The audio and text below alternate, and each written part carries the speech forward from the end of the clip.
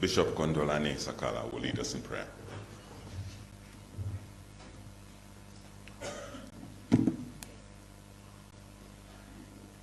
Your Excellency, before I pray, I would like to quote a scripture. I'll quote from the book of Genesis, chapter 1, verse 24 and 25.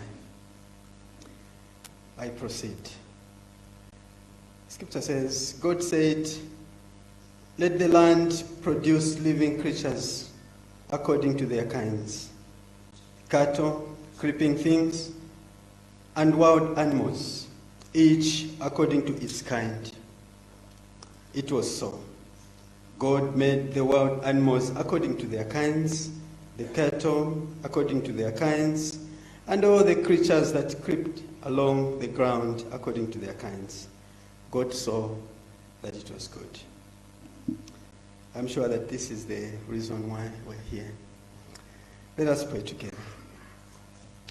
Heavenly Father, we want to honor you today for this honorable gathering, where their excellencies, the heads of state and government, have gathered for the purpose to conserve, to look to the future and see that that which you provided for these nations is brought to good use.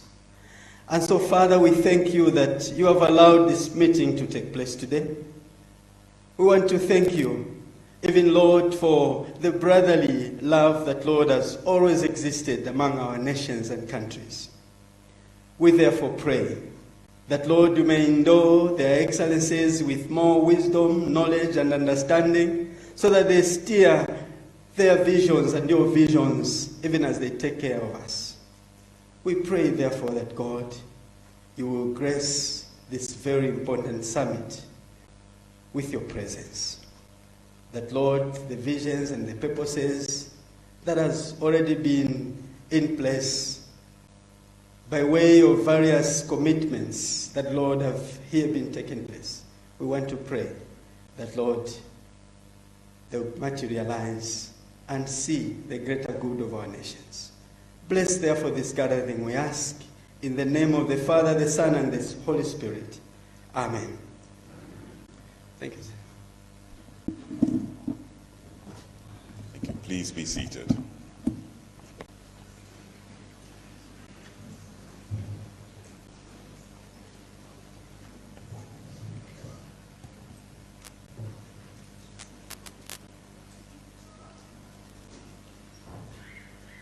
The President of the Republic of Zambia, Mr. Hakainde Hichilema, our host. Your Excellency, Dr. Nangolo Mbumba, President of the Republic of Namibia. Your Excellency, Dr. Emerson Dambudzo Mnangagwa, President of the Republic of Zimbabwe. Your Honor, the Vice President of the Republic of Botswana, Mr. Slamba Sohwane. The Minister of Tourism for the Republic of Angola, Honorable Macio de Jesus Lopez, representing His Excellency, President João Lourenço.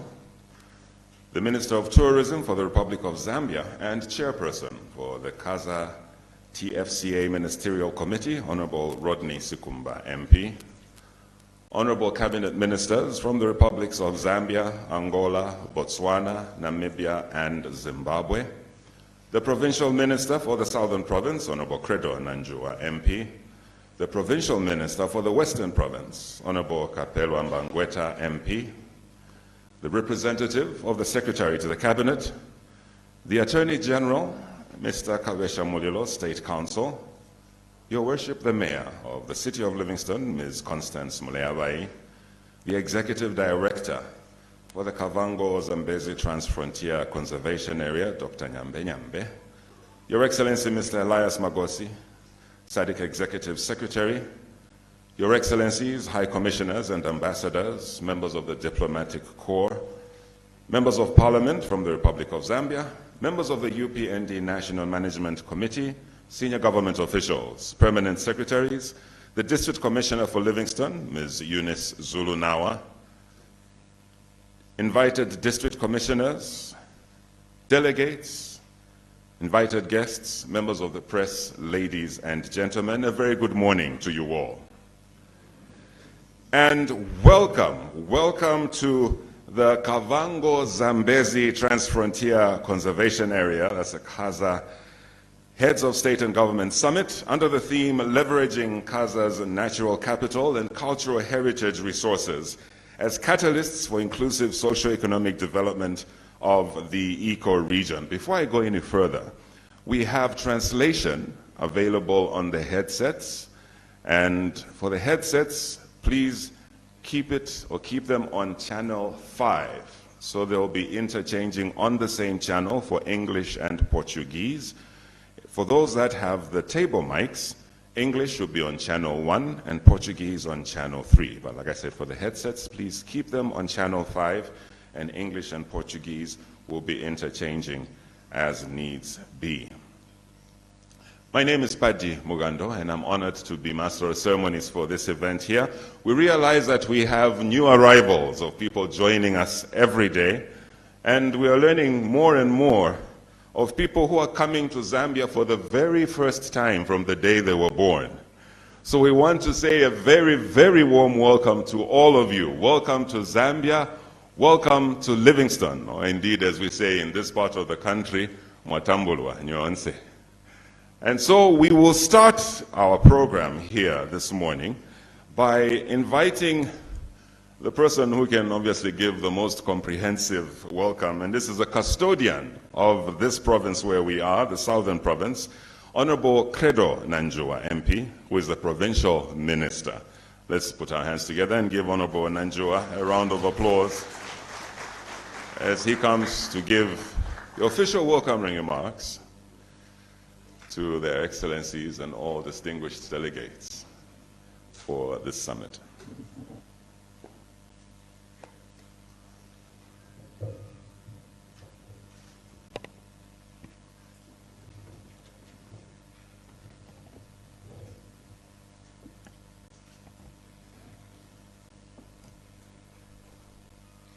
His Excellency, the President of the Republic of Zambia, Mr. Hakainde Hichilema, and all their excellencies who have come to visit us here in Zambia.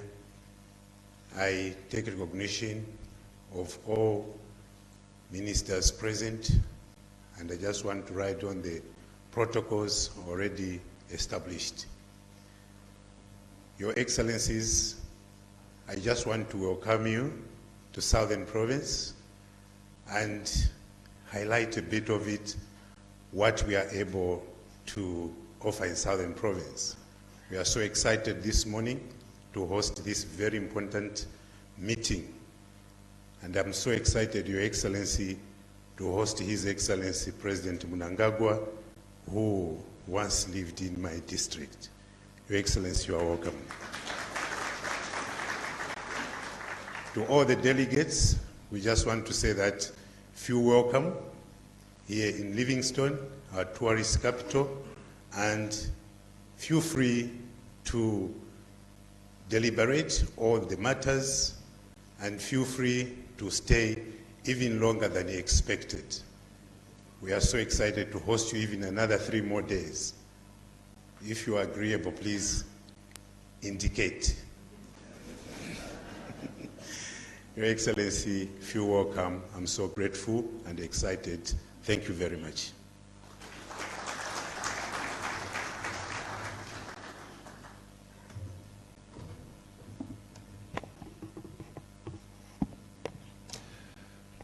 Thank you, Honorable Nanjua. That was our host minister for the province, the Southern Province, Honorable Credo Nanjua, MP, and indeed inviting delegates to stay longer than you planned.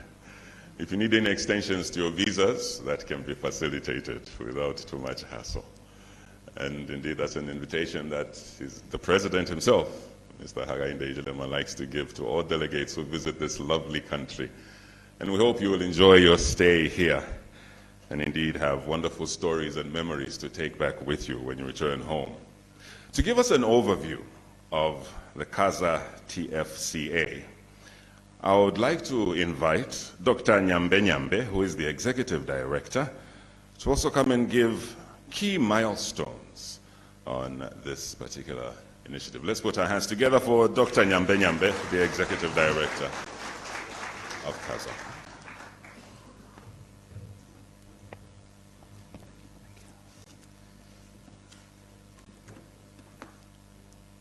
Thank you, Director of Ceremonies. Good morning, all. Your Excellencies, we begin by paying tribute and recognition to the host, Head of State, President Hakainde Hichilema, His Excellency President Nangolo Mbumba, His Excellency President Emerson Mnangagwa, His Honor, the Vice President, Mr. Slamba Sokwane, Honorable Minister Marcio de Jesus Lopez, representing His Excellency, President of the Republic of Angola. This is a major milestone today because the KAZA Heads of State Summit is taking place, and I'll give a very brief, reasonably brief summary of what KAZA has been able to do over the years since the treaty was signed. But I'll do this in 3 parts, and I'll get help on the 4th part of this briefing. So can we have the video, please?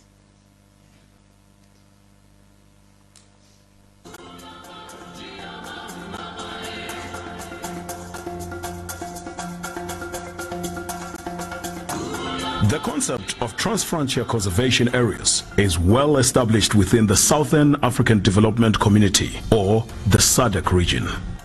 I therefore know of no political movement, no philosophy, no ideology which does not agree with the Peace Pact concept.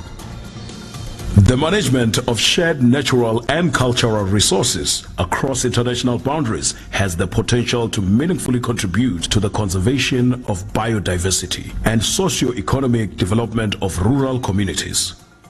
While there is no international convention for Transfrontier Conservation Areas, or TFCAs, these initiatives complement the goals and objectives of various international conservation-related conventions. In stark contrast to the rich biodiversity that these areas offer with their vast and breathtaking landscapes, bejeweled with both natural and cultural treasures, they also tend to be characterized by high levels of poverty amongst the human populations living in and around them. Incompatible, competing and conflicting land uses are also a challenge to maintaining ecosystem integrity and biodiversity conservation within the large landscapes that make up TFCAs. TFCAs offer a platform that enables dialogue between countries across traditionally competing sectors. They also facilitate closer collaborative planning and implementation to meet both conservation and socio-economic development objectives. Additionally, SADC member states acknowledge that the primary beneficiaries of TFCAs should be the local communities living in and around these areas. Within the SADC region, the Kavango Zambezi Transfrontier Conservation Area, or KAZA, is a flagship TFCA because of its geographical extent and scale of ambition. The shared vision and commitment of partner state leaders. Over the years, partner states have dedicated considerable resources, financial, human, time, technical, and other in-kind support towards the program. The support of communities and their leaders, as well as community-based organizations. And lastly, the support and commitment of the international donor community. For the German government, it's one of the most effective and most valuable projects that we are supporting here. KAZA TFCA is a dream come true. The initial talks about the establishment of the KAZA TFCA were thought to be a fairy tale. By working together as a team and respecting each other's differences, the partner states are showing that they can create something of unimaginable proportions which will live on in perpetuity. And so the dream has become a reality. We came from different backgrounds with different interests. The first thing we had to do was to be friends as ministers. Unless we appreciate those cultural diversity, then there's no tourism to speak of. And unless there is that respect amongst these 5 countries, there is no KAZA. It's a very ambitious project. If you think about it, the scale, it's enormous. And a lot of people thought that this is a pipe dream. This is something that cannot really become a reality because it's so enormous. The KAZA TFCA was legally established on 18 August 2011 with the signing of the treaty between the presidents of the republics of Angola, Botswana, Namibia, Zambia, and Zimbabwe. When the idea of KAZA was first proposed and a feasibility study undertaken, the size of the area was just over 290,000 square kilometers. However, by the time the Memorandum of Understanding was signed on 11 December 2006, the area had been increased to over 360,000 square kilometers. As time went by, the area expanded so much that it was just under 520,000 square kilometers when the treaty was signed. This is larger than Germany, Switzerland, and Austria combined. This vast expanse is richly endowed with a great diversity of ecosystems and landscapes. These range from the dense canopy of the tropical dry forest of northwestern Zambia through a mosaic of woodlands to rolling grasslands, parched vastness of the Mahadi pans to the wetlands of the Kavango swamps. It includes many national parks, game management areas, community conservancies, and forest reserves. It also includes one of the greatest inland deltas in the world, the Kavango Delta, one of 4 Ramsar sites, as well as one of the 7 natural wonders of the world, the Victoria Falls, both inscribed as World Heritage Sites. The area also hosts 17 important birding areas. Wildlife abounds in the area, and the population of the African elephant in KAZA is more than in any other area in the world. Other major populations of a wide range of species of the southern African savannas, woodlands, and wetlands also roam the area. As can be expected over such a vast area, the plant life is remarkable, with about 3,000 species, some 100 of which are endemic. It is also home to more than 500 species of birds, reptiles, amphibians, and interesting invertebrates. A unique feature of the TFCA is multiple land use and local communities living within wildlife areas. It is estimated that KAZA is home to over 2 million people. Given the huge diversity of ethnic groups and stakeholders across the region, KAZA's mission is mind-boggling. How would it be possible to bring all stakeholders together to form a cohesive unit working towards conservation of biodiversity as well as successful tourism products, whilst also ensuring that communities reap the benefits therefrom? The countries knew that to undertake this mammoth task, determination and passion were needed. It is therefore testimony to their conviction and belief that something beyond expectation is being created. Various institutional structures and arrangements have been established to ensure that this mission is achievable, and multi-party stakeholder engagements and partnerships are formed. However, the leadership for the initiative remains the responsibility of the lead ministries from the partner states. These lead ministries are normally those of environment, wildlife, and/or tourism.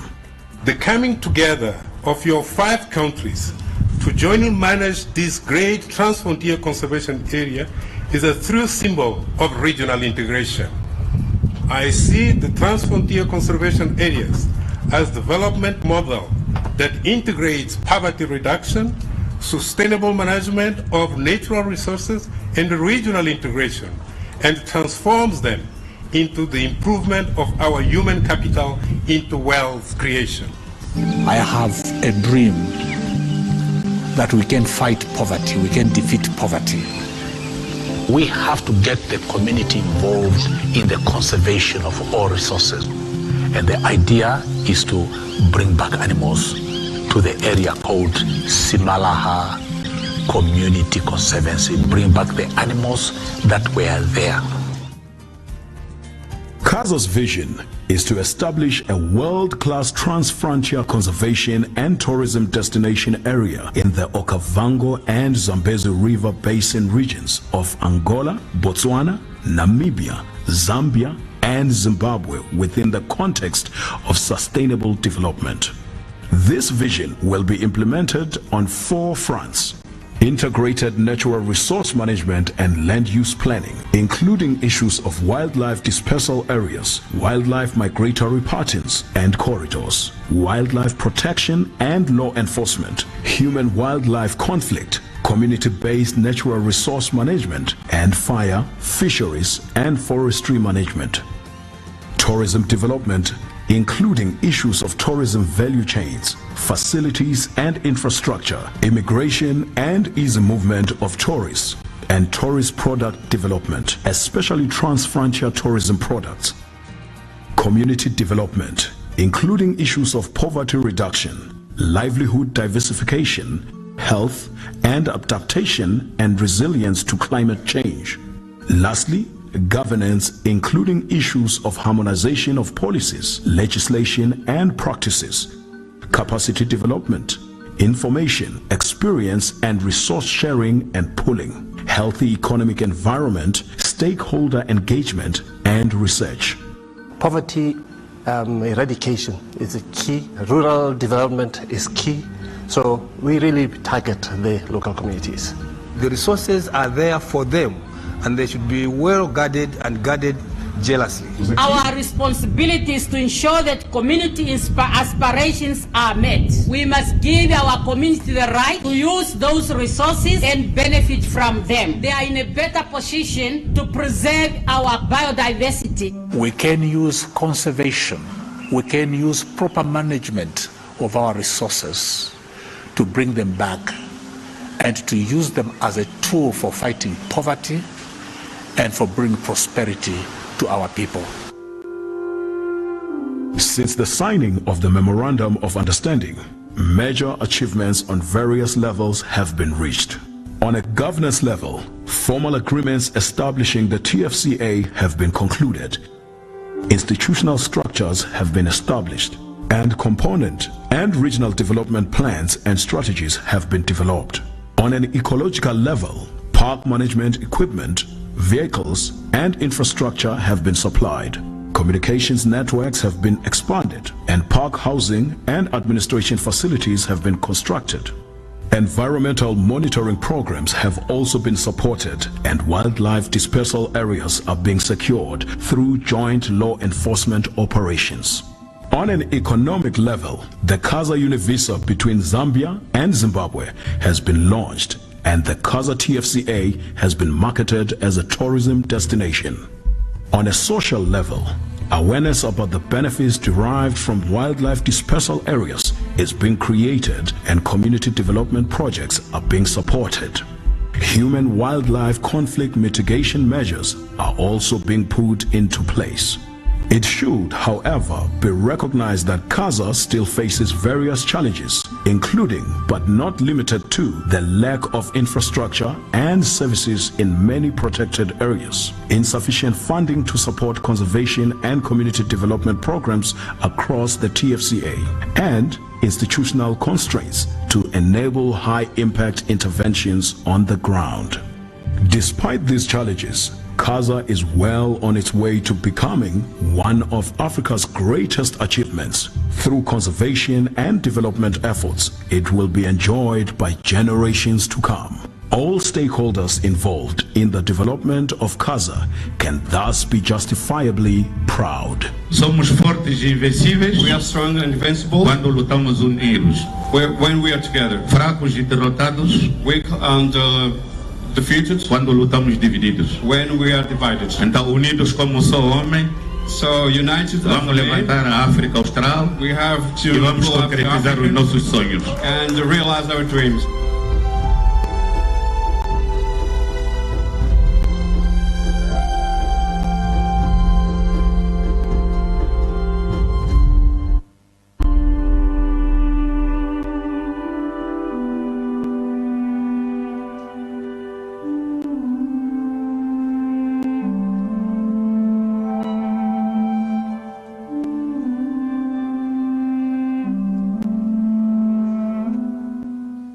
Your Excellencies, we call this at KAZA Secretariat KAZA 101.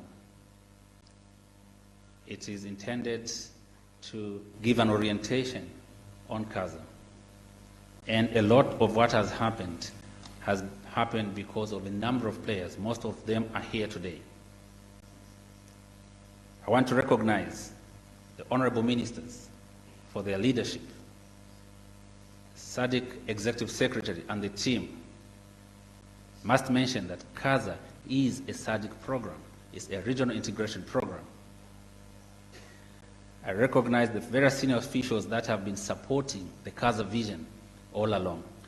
And of course, the community representatives, the media and distinguished friends of KAZA. And of course, members of the diplomatic corps present. Now, I'm going to go into the second part of this overview. This is very, very important, Your Excellencies, because it speaks to the core of what's been happening over the years. If I can have that presentation, please.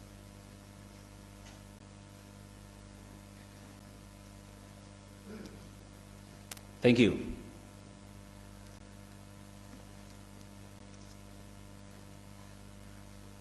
Your Excellencies, the vision behind KAZA is amazing. I always say this, the courage to commit, even when uncertain about the future, is one of the characteristics about KAZA. KAZA is 520,000 square kilometers. Now I want to give an example of what this really means. It's about 3/4 the size of Zambia. If we add Chobe National Park and Siomangwezi National Park, we have the size of the Republic of Botswana. That's the land you chose in 2011, coming all the way from the shores of Lake Kariba, all the way to Quito Canaveral in Angola. 19 national parks, 1 major game reserve, 85 forest reserves, more than 22 conservancies in between the 2 river basins. And KAZA derives its identity from the 2 rivers, the Kavango and Zambezi.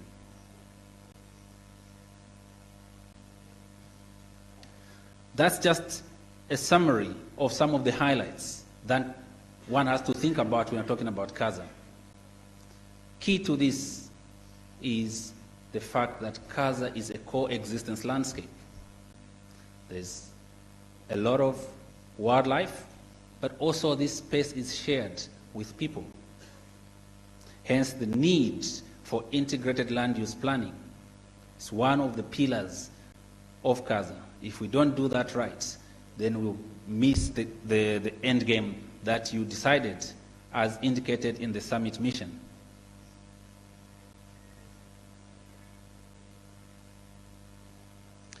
Now, coming back to the point on courage to commit, as already delivered in the video, I sometimes wonder how that was possible.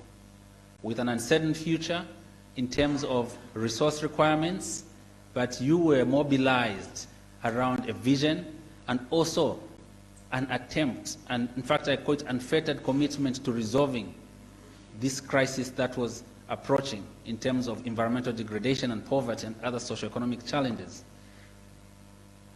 Partner states actually, particularly Zimbabwe and Botswana, if I'm not mistaken, made sure that the extent of KAZA actually grew exponentially from the time that the MOU was signed up to the time when the treaty was signed. And I think this was about almost doubling to 520,000 square kilometers.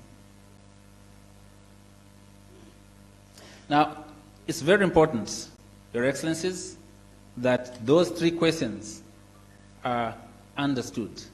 They define a lot of what has happened in KAZA. And I'll make this quite explicit shortly. The milestones can be looked at around the 6 points given here, but I must add that there was need to do an even more elaborate analysis, and thanks to SADC. Using the SADC TFCA performance tool, we have very explicit key performance areas, and I'll speak to that also.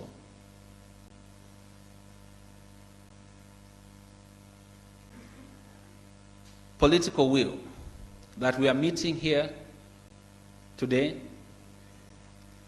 is not an accident. The KAZA Treaty has been central. I always move with this document wherever I go. This is my Bible when it comes to KAZA. It's an elaborate treaty explaining the institutional arrangements, the do's and don'ts, and basically how the partner states ought to work together. So I want to emphasize this, Your Excellencies. The KAZA Treaty has been a game changer. It defines clearly the institutional structures, the financial obligations, and it has been operationalized in many ways.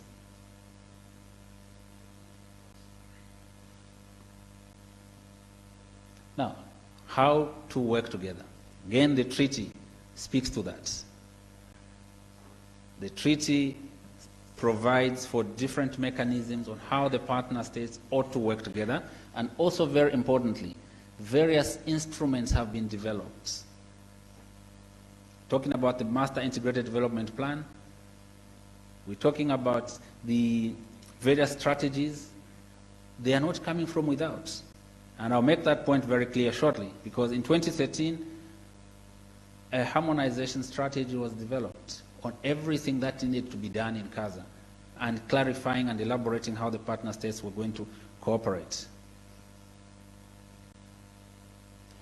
Another very important thing is where and what to work on, because KAZA is quite complex, not only because of its size, but because of the range and scope of issues to be dealt with. As you saw, it's not just a conservation initiative. It's about development. As the theme tells us, it's also about inclusiveness. It's also about addressing issues such as illegal wildlife trade, promoting regional integration, basically trying to support the vision of the SADC Treaty. This is just one mechanism. KAZA is just one mechanism of trying to contribute to the treaty objectives of SADC.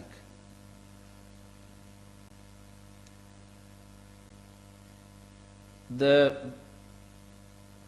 various documents outlined there have outlined even the key thematic areas around which partner states agreed early on to focus on. Those are the priorities that partner states decided they needed to address around natural resources management, and within that, law enforcement, human-wildlife conflict, around community development, tourism development. All these things that are happening across the landscape have been agreed upon and discussed by the partner states as part of the KAZA mission, which emphasizes three things: harmonization of policies, procedures, and strategies. Now, Your Excellencies, to develop KAZA, making such a huge commitment, even when you are uncertain about the resource requirements, the Federal Republic of Germany provided anchor support. That's what I call it. And that anchor support today stands at around 40 million, over 3 phases, 40 million euros, around 3 phases. And we have since secured a commitment of an additional 6 million that is going to be for phase 4. It's very important because this is targeting institutional development of KAZA, consolidating the achievements that have been realized so far. And we have other donors that have come on board, beginning to believe in this big vision that the 5 partner states set for themselves.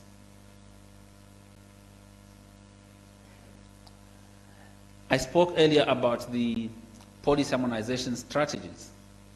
The three areas that you are seeing around legal or legislative aspects, tourism, and natural resources, these remain an anchor in terms of actually developing ways and mechanisms of collaborating amongst the partner states.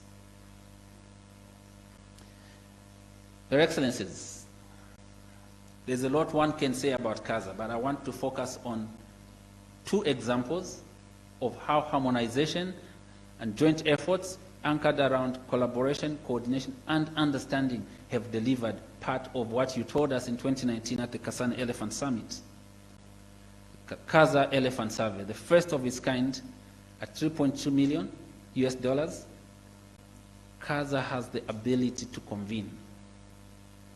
13 funders shared in your vision and contributed resources.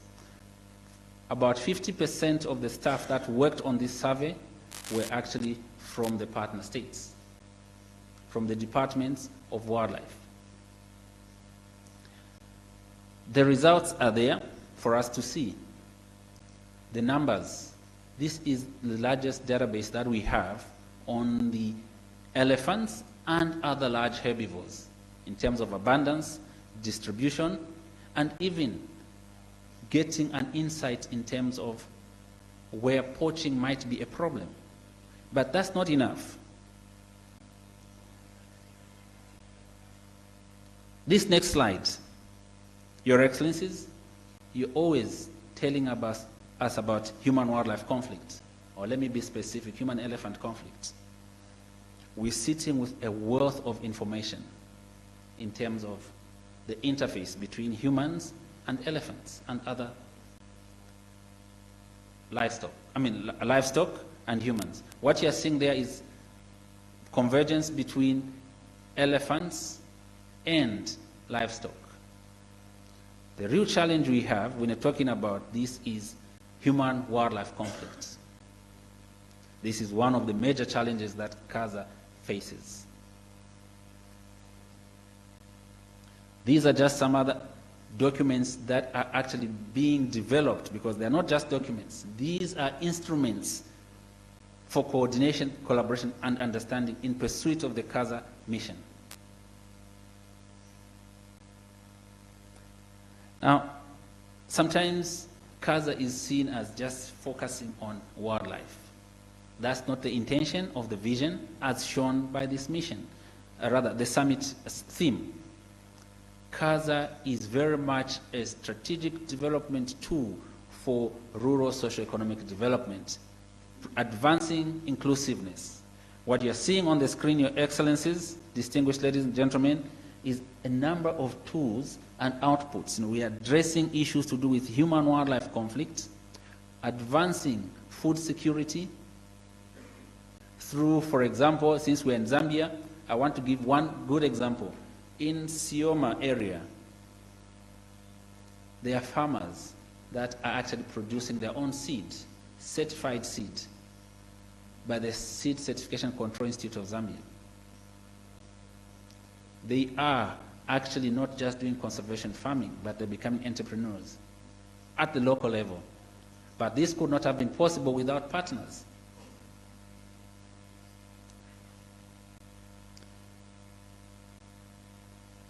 Your Excellencies, to move on, it's very important to mention that as we are doing all this work, there's also another important pillar. The decision that was taken, if you look at the KAZA mission, it's amazing. Tourism is embedded in there. So tourism is intended to be used as the engine or catalyst for socio-economic development in the rural areas. So how tourism is promoted in the landscape is very important for KAZA.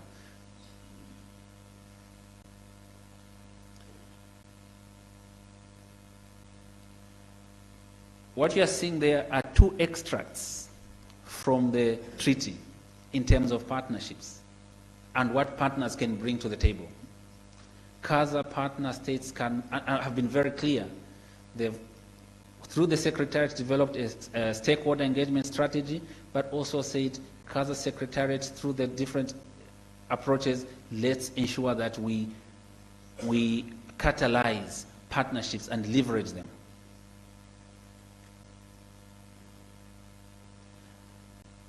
I want to conclude this session with some of those elements I've listed there. The need to take KAZA to another stage in terms of investment and strategic direction. And as I do this, I spoke earlier about the key milestones and the document that's been produced using the SADC TFCA performance assessment tool. If we can play that video, please.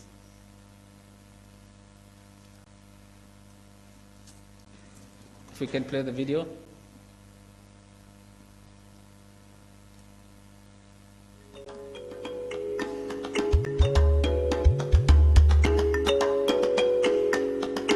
Since 2006, the KAZA TFCA has fostered regional cooperation and sustainable development across its 5 partner states. This inaugural report provides evidence-based analysis of KAZA's 8 key performance areas, KPAs, revealing both the progress and the challenges. KPA 1, Joint Planning. In November 2018, Khosi Mwezi of Kasane Village, Botswana, said, "Do not plan for us, plan with us." From the local community to the highest levels of government, joint planning is the backbone of KAZA's success. In-country consultations produced National Integrated Development Plans, IDPs, which ultimately informed the Transboundary Master IDP. It was from this joint planning that the 6 Wildlife Dispersal Areas, WDAs, were established. The strategic planning framework for the conservation and management of elephants is a remarkable example of what such KAZA-wide endeavors can accomplish. KPA 2, Institutional Arrangements. A defining moment of KAZA's institutional arrangements was the signing of the Memorandum of Understanding in December 2006. From informal discussions to a firm commitment, this launched the formal processes that would eventually establish the KAZA Treaty in 2011. One key structure of the treaty is the KAZA's Secretariat. Based in Kasane, the Secretariat is the highly effective administrative hub for all involved. KPA 3, Financial Sustainability. The complexities of turning KAZA's vision into action requires robust financial means. The KAZA Fund, into which partner states make annual contributions for the operations of the Secretariat, is the foundation of KAZA's sustainable financing options. The €39.5 million 3-phase contribution from the government of Germany, with the additional €4 million towards COVID emergency relief project, is an example of how building on the partner states foundation has led to progressive donor interest and diversification. KPA 4. Beg your pardon. Your Excellencies, been guided that we should show you another example of what is possible by working together. This is linked to a decision by the Honorable Ministers in 2019 to start developing a brand for KAZA so that KAZA could be marketed as a single tourism destination. And to do this, we have Johnny Johnson, who's just going to say 1 or 2 things regarding this work, and then the video will be played to actually demonstrate what is possible by working together. Thank you.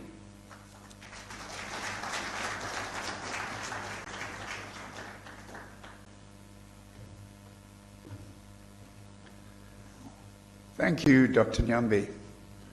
It's a great pleasure and a quite humbling experience to address such an august gathering.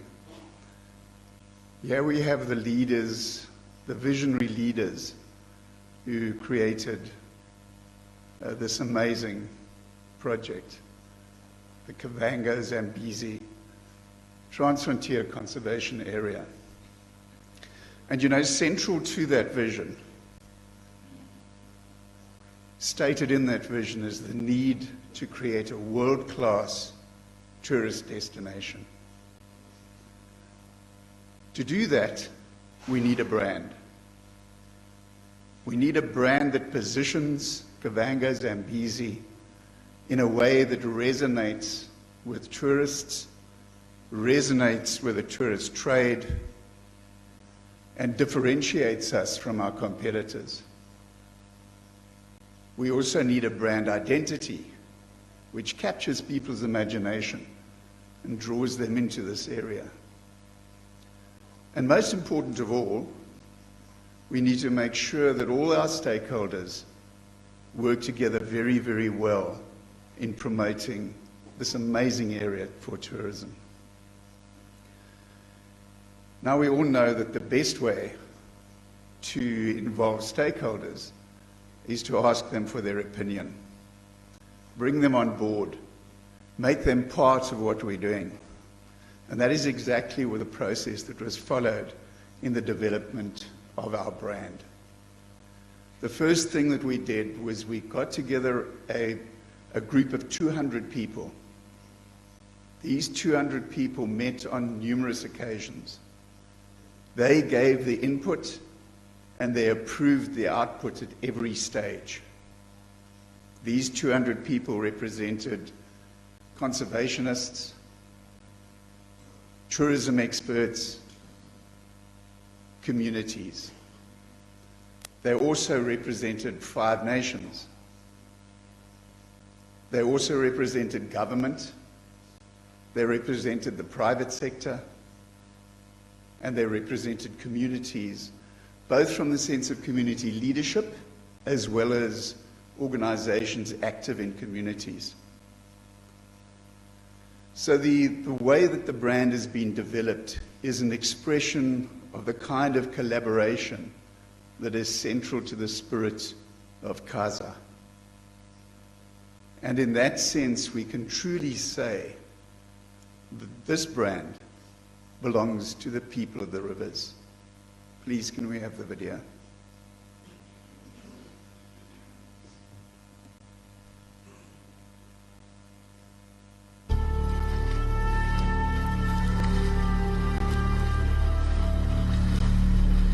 For all of time, people have been drawn together to share their stories, mysteries, ideas, experiences, visions. And in the sharing of our stories, we have realized that no great thing was ever achieved alone. When we come together, anything is possible. So it is that 5 great nations have come together to share not just a dream, but a vast expanse of pristine wilderness that belongs to them all. It is called the Kavango Zambezi Transfrontier Conservation Area. The dream, to share this magical place with the world and to show that it can lead the way in conservation and tourism, benefiting today's generation and generations to come. The collective of our current generation, passionate about conservation, tourism and community, recognize that to share this idea with the world, to bring attention and opportunity to the area, they would need an invitation. And this invitation should take the form of the most powerful tool in marketing, a brand. They have rightfully acknowledged that this great expanse, fed by mighty rivers, has a generous offer to make to discerning tourists, places, people, and activities in the kind of abundance and diversity that is found nowhere else. And at the center of this great story are the mighty rivers themselves: Kavango, Zambezi, Kavango, Chobe, Kafue. We call them rivers of life. This is captured in the brand's positioning statement.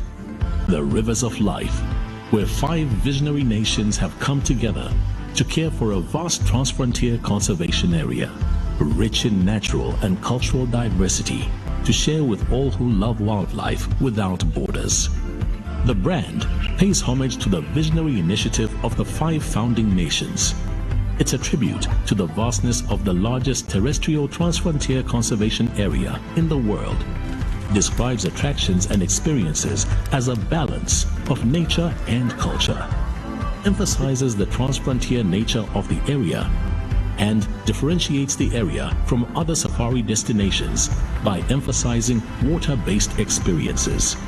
The promise of these rivers of life establishes a firm foundation from which to pursue our purpose of using tourism as a source of economic benefit to both conservation and communities. The Rivers of Life concept is expressed visually by a new logo, descriptive, distinctive, and artful. The elephant, a gentle giant that thrives in community, is iconic to our area because we have the greatest number of elephants in the world. Our mighty rivers that nurture this great diversity of life. And then, our sunrises and sunsets, eternal and limitless, and a reminder of the hope that dawns with each new day. This new brand, this precious story waiting to be shared, is the product of the people here. Those with the wisdom that comes from hearing the rivers rush, the ingenuity to delve deep down in dry places to find precious water. From living in this unique place on earth, from smelling the freedom of the wilderness on the breeze. It belongs to the people of the Kavango Zambezi Transfrontier Conservation Area. And now is the time to share it with the world. Kavango Zambezi, Rivers of Life.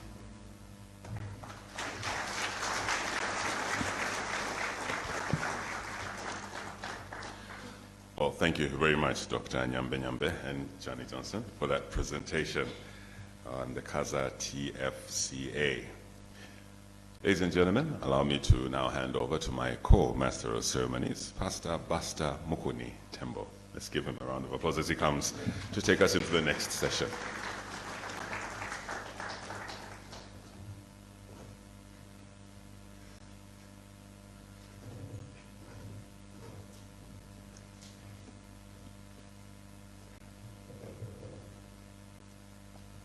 Your Excellency, the President of the Republic of Zambia, Mr. Hakainde Hichilema, the host President, may I also acknowledge Their Excellencies, the President of Angola, Botswana, Namibia, and Zimbabwe.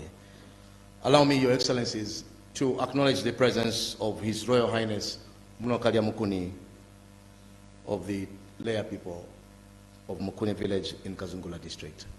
Your Royal Highness, you're most welcome.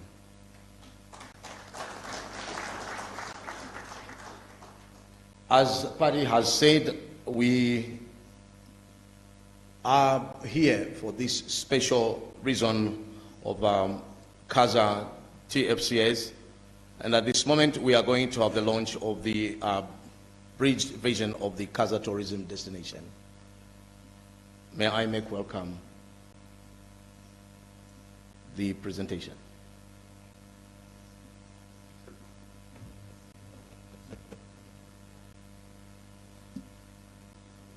All right, I beg your pardon. We were supposed to have a health break, but may we have remarks on the importance of the Transfrontier conservation areas in the SADC region, and this will be done by His Excellency Elias Magotsi, SADC Executive Secretary.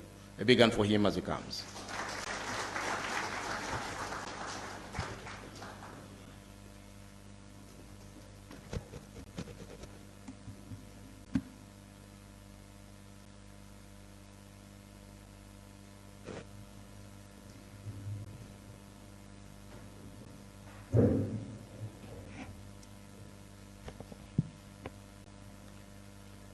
Thank you very much, Director of Ceremony.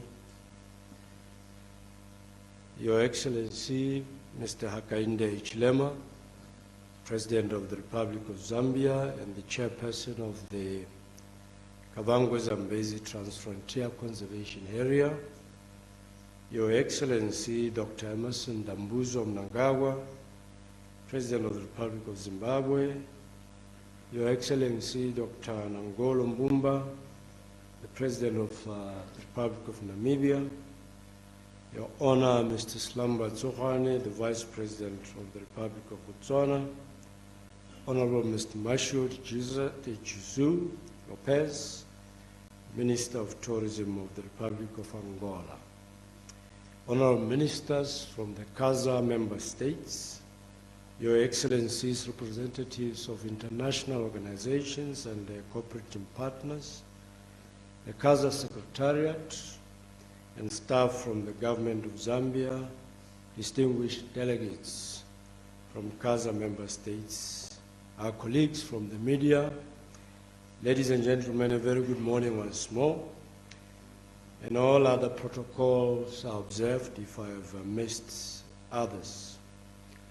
Your Excellencies, it is with immense gratitude and a profound privilege for me to deliver these remarks at this first ever KAZA summit since the founding. The KAZA TFCA Treaty was signed.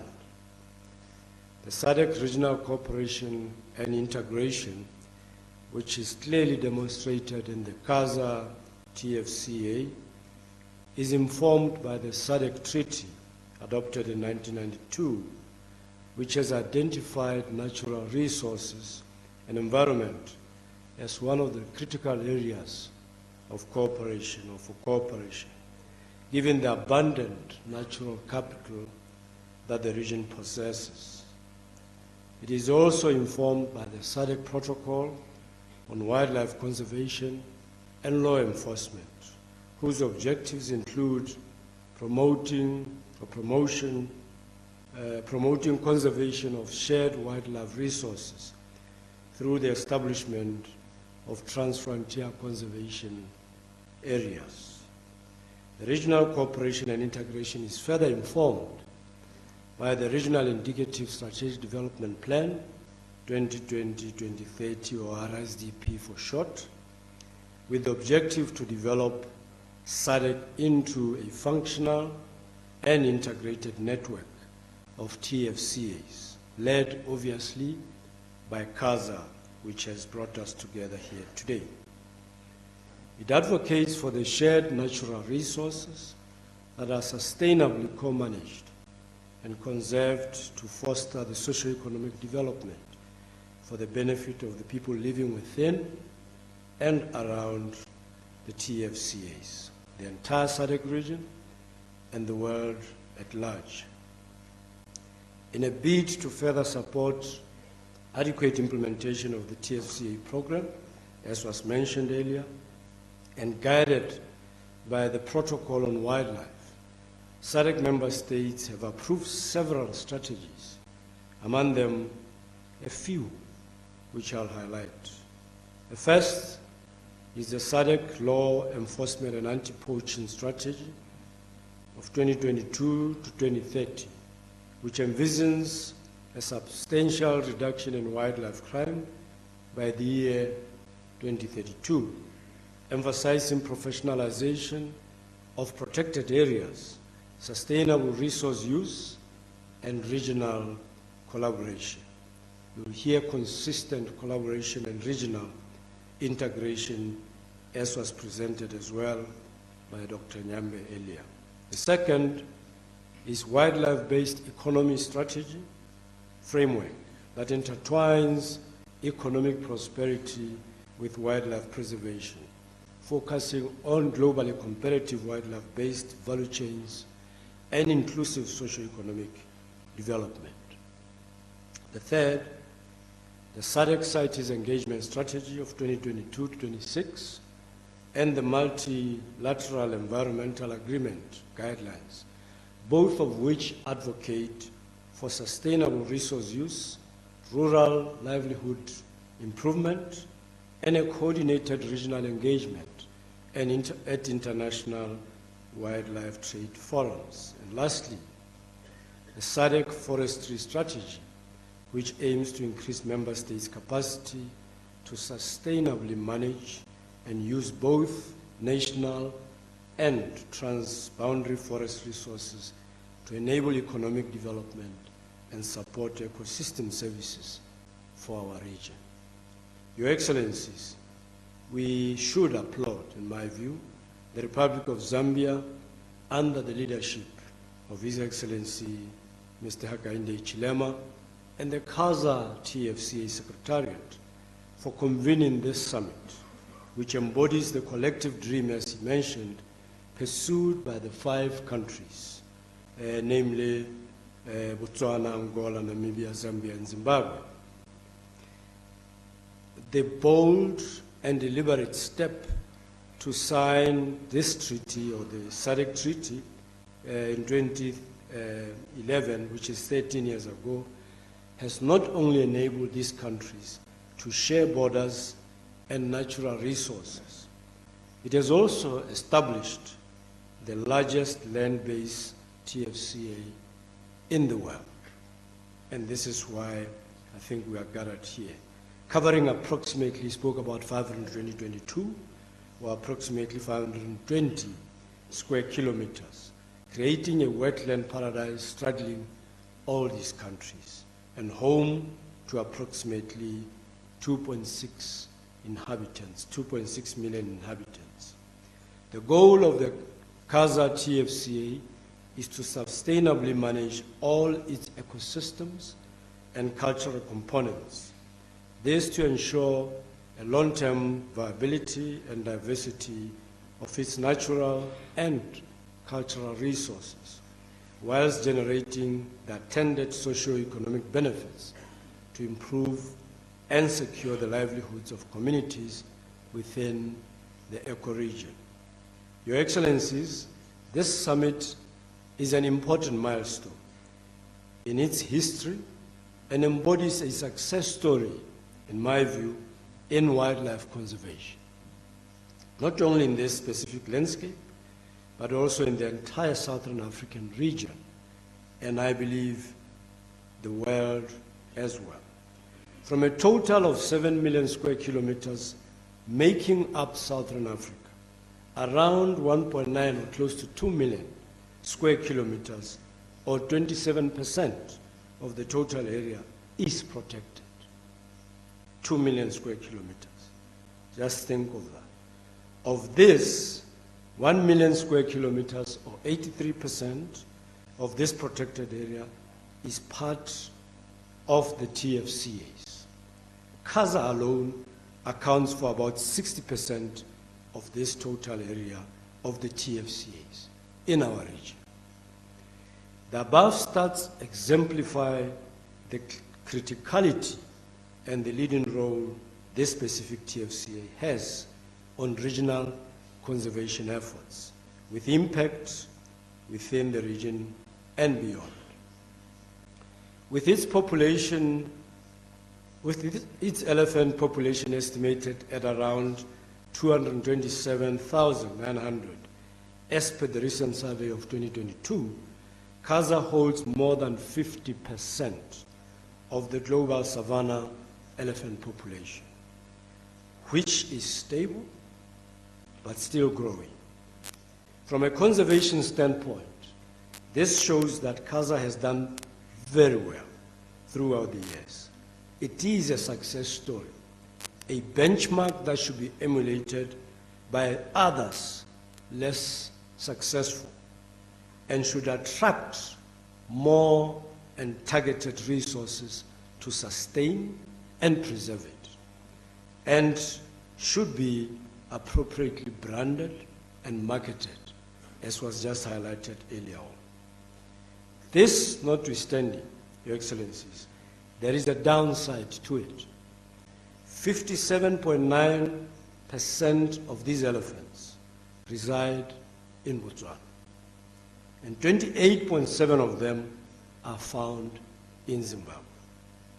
They have unfortunately caused habitat degradation in these two countries and continue unabated to this day, endangering the existence of other wildlife species.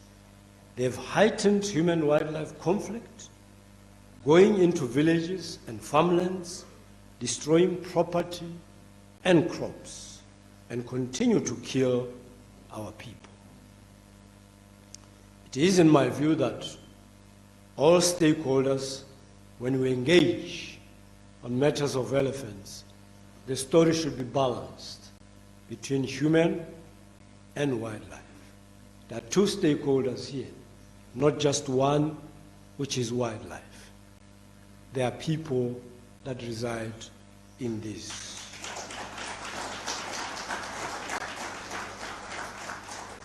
The increased wildlife trade restrictions at the international market and at CITES penalize and undermine KAZA's success in conserving its wildlife and protecting its human population, thereby depriving this region of the critical revenue for sustainable wildlife conservation and enhanced livelihoods for our local communities.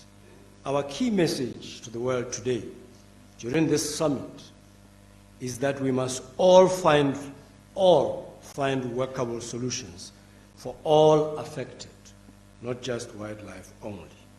We must promote innovative and sustainable wildlife-based value chains to optimize the use of wildlife resources for improved livelihood of SADC citizens and to contribute to socio-economic development. SADC remains committed to facilitating this mission through the SADC CITES engagement strategy. We applaud efforts by the KAZA member states in advocating for the lifting of proposed trade bans, which are having serious unintended consequences on wildlife conservation, rural livelihoods, and socio-economic development of our region. As we approach the 20th CITES Conference of the Parties, or COP20 for short, it is critical that we reflect deeply on past experiences and failures, learn from them, and explore different channels, including diplomatic channels, to defend the interests of the SADC region and our communities. This should include identifying alternative options for trading our wildlife products, especially where, in my view, reason and objectivity are embraced and not just the often exhibited rigidity and inflexibility by some of our stakeholders. The KAZA contribution KAZA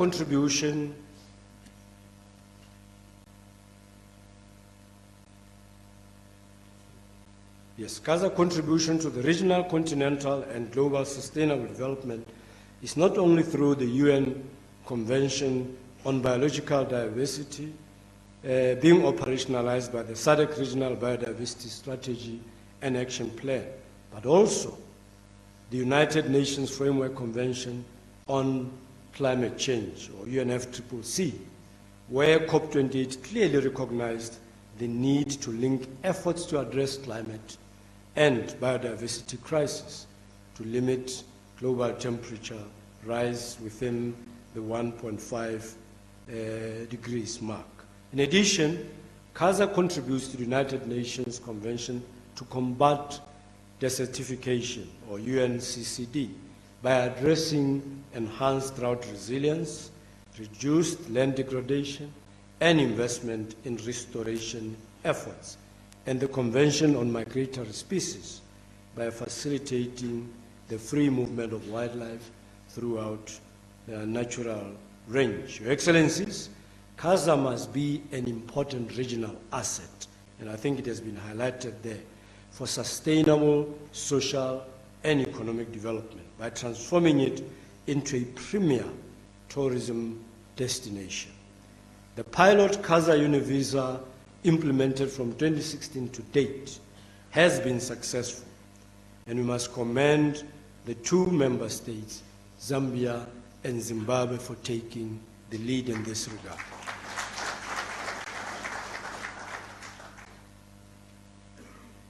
It has produced a total of around 29,000 and 179,000 issued visas by the two countries, Zambia, Zimbabwe, respectively.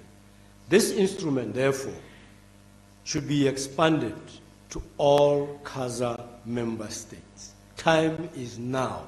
It works. Let's use it.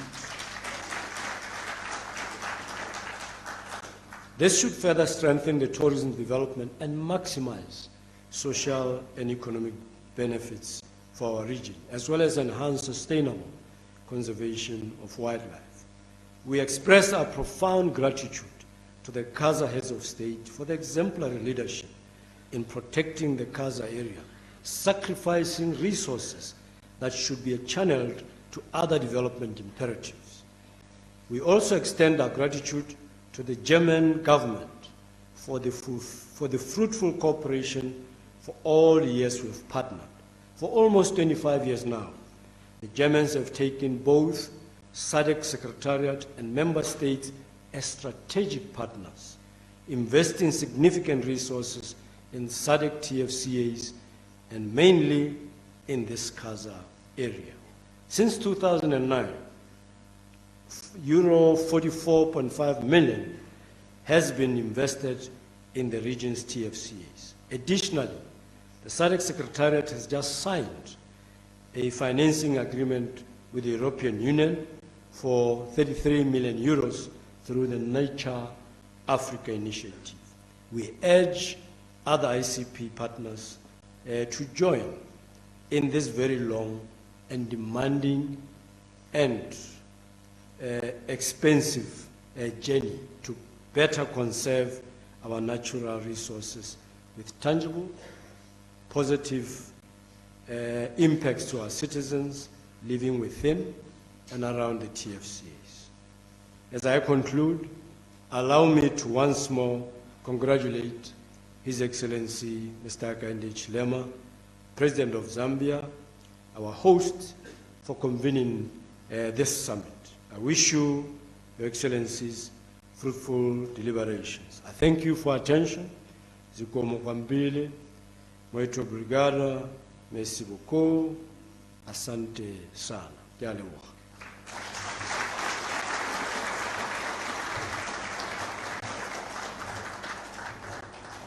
Thank you so very much. That is His Excellency Elias Magoti, SADC Executive Secretary. We can give him another hand.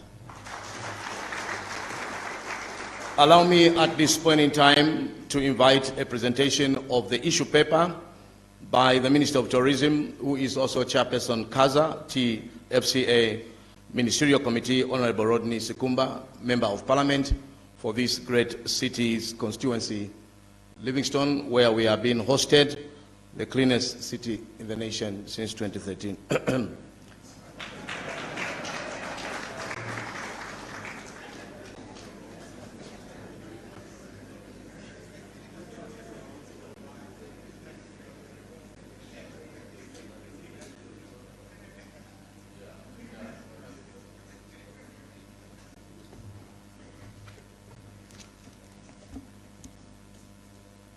Good morning, Your Excellencies.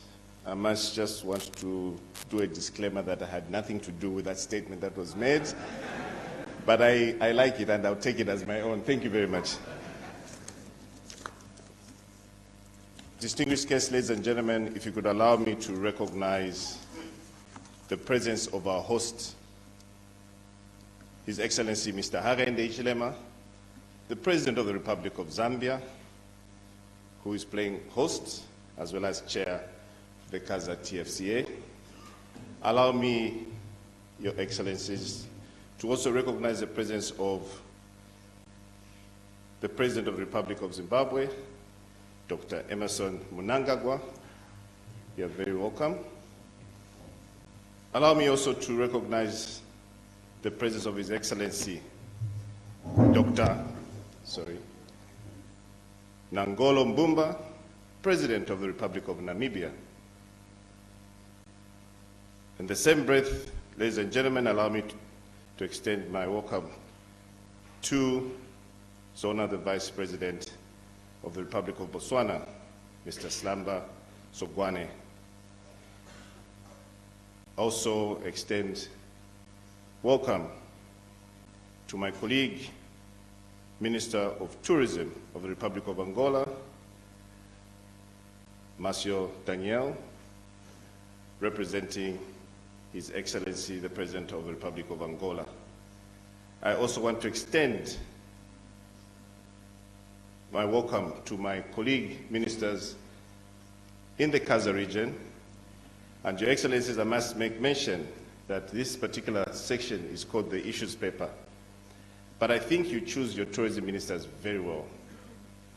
And why I say so is because from the time that we've been deliberating, we've had no issues. We've been always just been doing consensus. Would like to give you a round of applause on that one. I also extend welcome to other cabinet colleagues of mine, including those from other KAZA countries, the SADC Executive Secretary, who just spoke before me, Mr. Elias Magosi, and also His Royal Highness Chief Mukuni. You are very welcome. And with the brevity of time, allow me to use the protocols already established as my own. Your Excellencies, ladies and gentlemen, we've had a grueling 4 days, starting with a technical committee, doing a deep dive on what KAZA is and where we want to take KAZA. And Your Excellencies, I must indicate that this summit's theme could not have been picked right and also at a better time.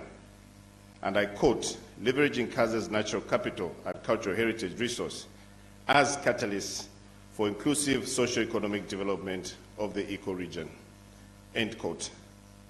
This, Your Excellencies, has come at a time where within the SADC region, we're faced with the worst drought ever, which has affected a number of our countries. And we saw our leaders not so long ago convening a meeting through the SADC chairman, the President of Angola, to discuss ways and means on how we could mitigate or ameliorate the challenges that our citizens are going through. And I did indicate to my colleagues, Your Excellencies, that at this particular time, that the drought has brought issues pertaining to energy deficiency, issues to looking at our crop, which is obviously dying, and more so, the very fact that our waters are drying up. It therefore left our ministry, the Ministries of Tourism, Wildlife, and that of Environment, to see ways and means on how we could mitigate this particular challenge. And indeed, Your Excellencies, we eventually sat down to discuss, among other issues, 6 or is it 7 thematic areas that will speak to what we as KAZA are going to contribute to making sure that we support and conserve this biodiversity that we would like to call as life. Distinguished guests, ladies and gentlemen, this particular summit was coined as far back as 2019. And in 2019 itself, there were 2 specific instructions that were given by the heads of state. Number 1 was for us to ascertain the habitat population within our region. And that in itself spoke to the elephants. And indeed, this particular city was host of the presentation of the Elephant Aerial Survey, which took place here in Livingstone in 2023, August 31st, 2023, where we ascertained the number of elephants to be at 227,900 within the KAZA region. Executive Secretary for SADC did allude to that, and we all know that we are home to 50% of the African savanna elephant. One other particular issue, Your Excellencies, obviously was the issue of having to host this summit. Now the 6 areas that we were looking at were issues to do with natural resource management, community livelihood improvement, land use planning, infrastructure and economic development, tourism development, as well as other cross-cutting issues. And I will take time, just a little bit, Your Excellencies, with your indulgence, just look at the natural resource management, which is obviously broken down in 3. That is wildlife, forestry, as well as freshwater. Your Excellencies, you may wish to note that obviously through the directive, we did the Kasane Elephant Summit of 2019 synchronized a KAZA elephant survey, and it was conducted, as I mentioned, which ascertained the population of 227,900. Further, Your Excellencies, we do realize that the increase of the elephant population in the KAZA meant an increase of the ivory stockpile in each of the partner states, which unfortunately cannot be traded internationally under the CITES Convention. That, Your Excellencies, the Executive Director for SADC belabored on that point, and I wish not to go on to that aspect until we get to the decision.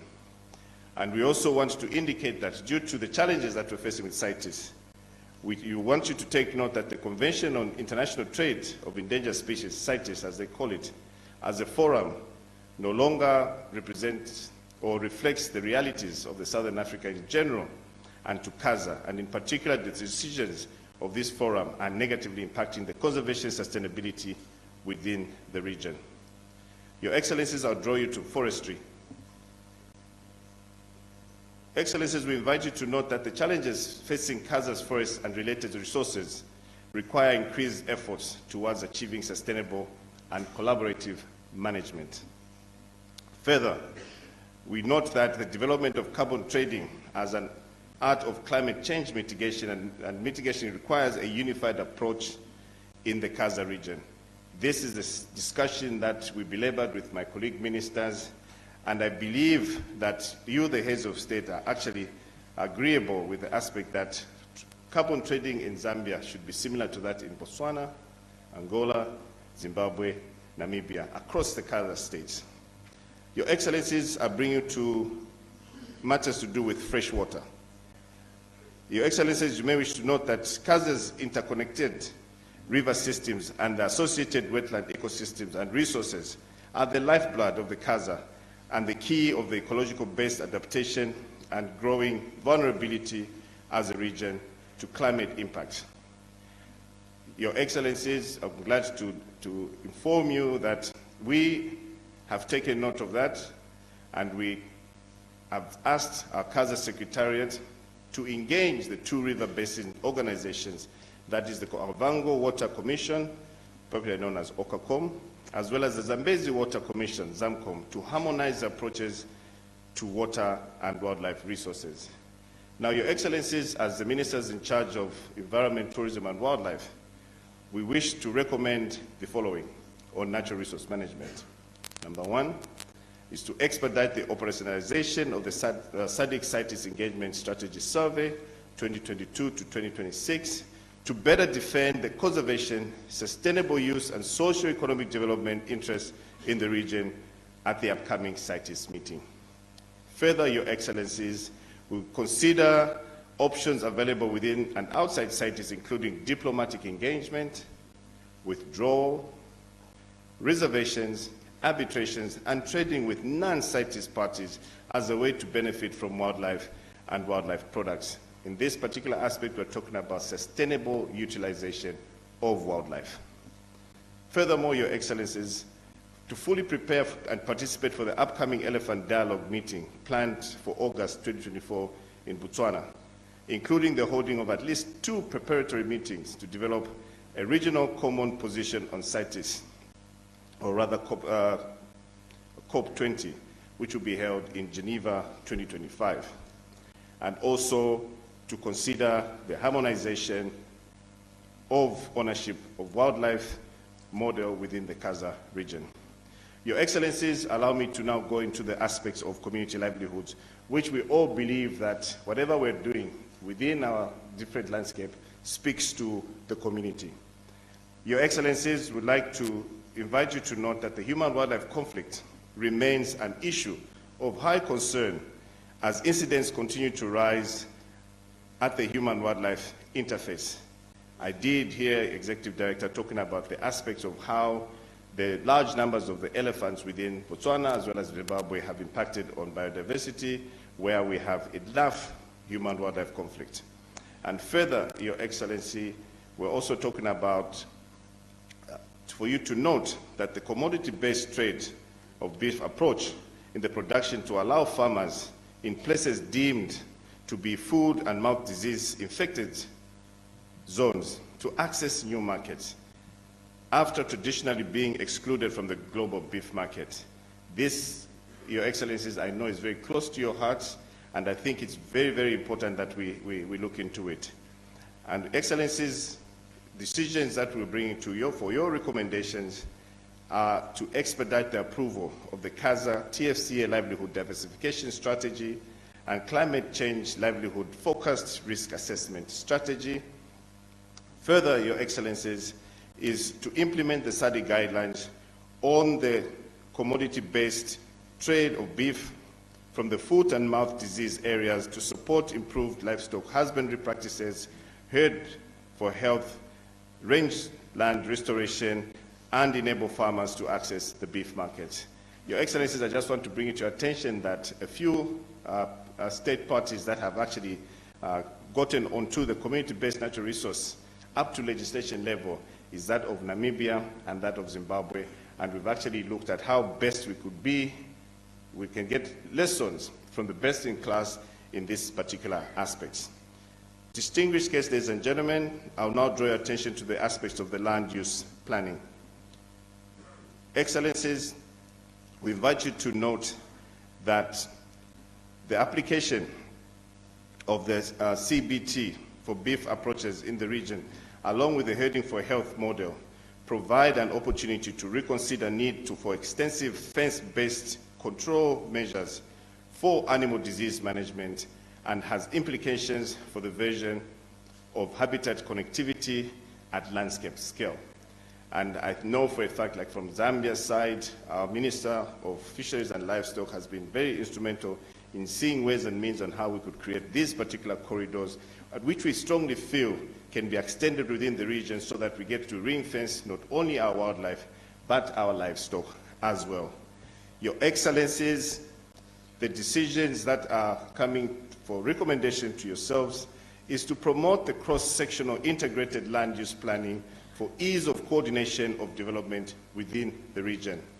Further, Your Excellencies, we recommend that we implement the policy brief recommendation as per approved elephant movement policy brief that is of October 2022 Ministers Committee. And last but not least, the embedded conservation connectivity in the development and area management plans. Your Excellencies, distinguished guests, ladies and gentlemen, I'll draw your attention to the fourth thematic item, which is the infrastructure and economic development. Your Excellencies, you may wish to note that the natural capital values for the KAZA landscape needs to be better assessed and documented in order to inform policies and plans to facilitate for decision making. And you may wish to also note that the inclusivity is required to realize socio-economic development goals and the green growth opportunity. And we have been hearing from the presentation, Your Excellencies, where we're talking about the KAZA Univisa, which I'll probably delve in at some point, and also the aspects of us to free roam within the 5 particular countries, similar to the way the elephants roam in these particular countries. I am very delighted, Your Excellencies, that some countries within the KAZA region, such as Botswana and Namibia, have already implemented the aspect of having to visit their countries using their national IDs. We congratulate you for that. And we strongly encourage that we extend that particular facility to other countries within SADC. I've always said it and I'll say it again, Your Excellencies, there's no better person to market KAZA than the KAZA residents themselves. So we start from ourselves and then we go out there within the continent. So distinguished guests, ladies and gentlemen, on the decisions for recommendation by you, Your Excellencies, is to assess the current trends and associated risks and opportunities in the landscapes using the sound scientific methodology. Further, Your Excellencies, to investigate potential pathways of green growth within the KAZA, including, but not limited to, sharing experiences and case studies from other regions.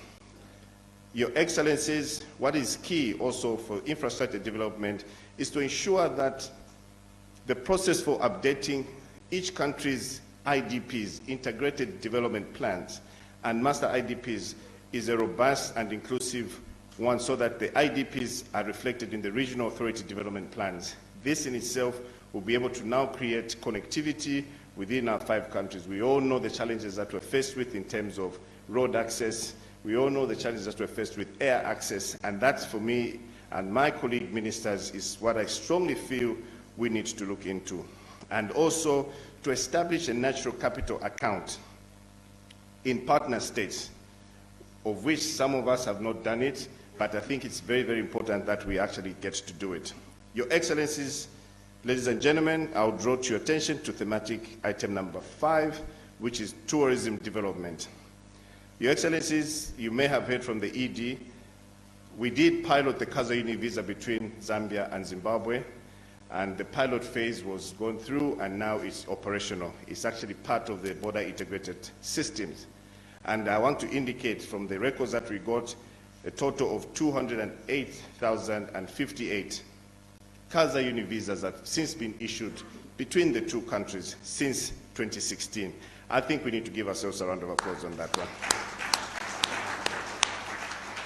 And because of that, Your Excellencies, we have further on, from what you saw, decided to launch the KAZA destination brand today or yesterday, which obviously will go a long way into promoting the single destination marketing for the KAZA region.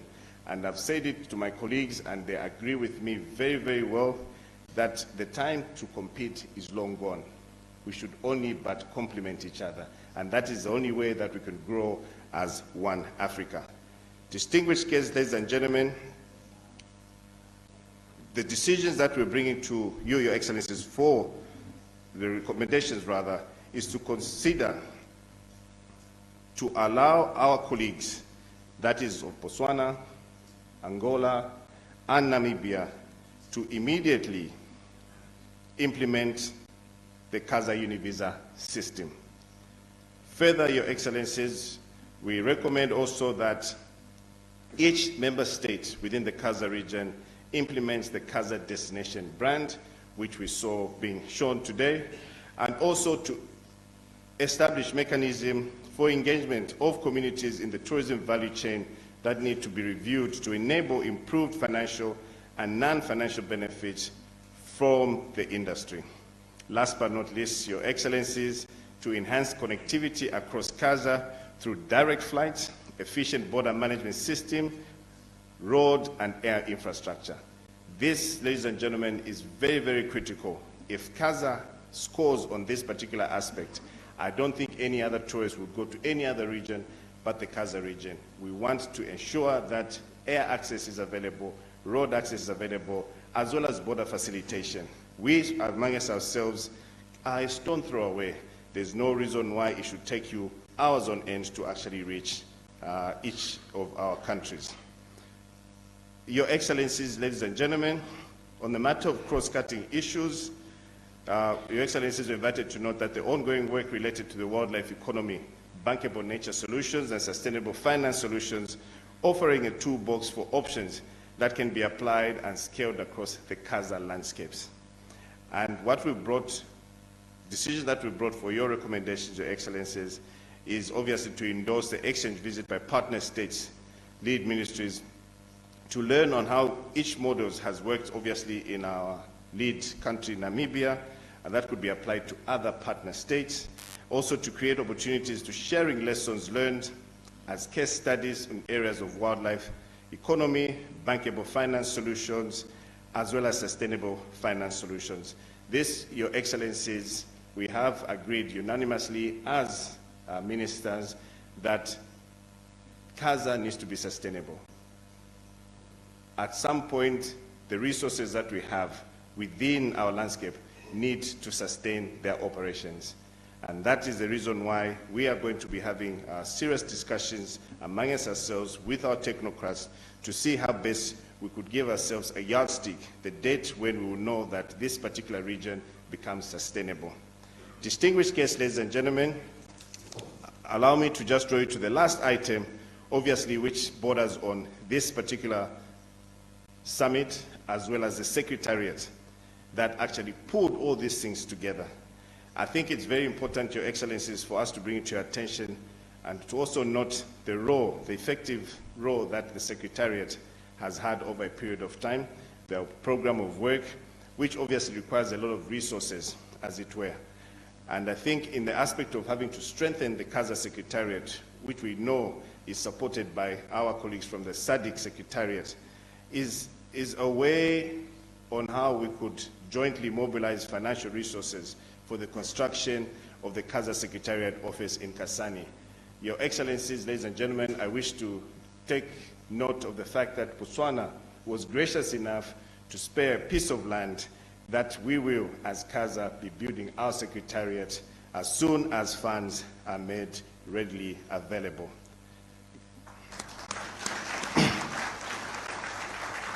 Distinguished guests, ladies and gentlemen, last but not least, we're talking about creating the opportunities for sharing lessons learned and case studies in areas of wildlife economy, bankable finance solutions, and sustainability. What the Executive Director mentioned much earlier could not have been said any better. We should be able to start looking inwards to see what kind of resources that we have. We did our elephant survey, but we are also proposing that we extend the survey to other species which obviously are being discussed under the CITES rules. Here we're talking about the elephants themselves, the cats, the hippos, the giraffes, and many others, so that we actually have that particular number scientifically proven that this is the habitat that actually sits in this particular aspect.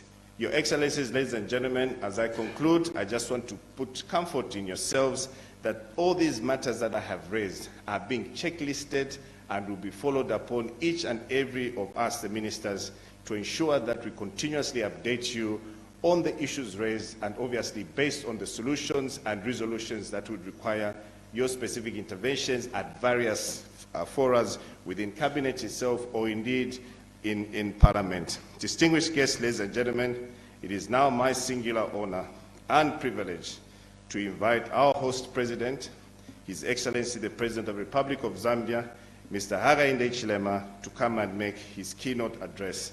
Mr. President, may we all be upstanding.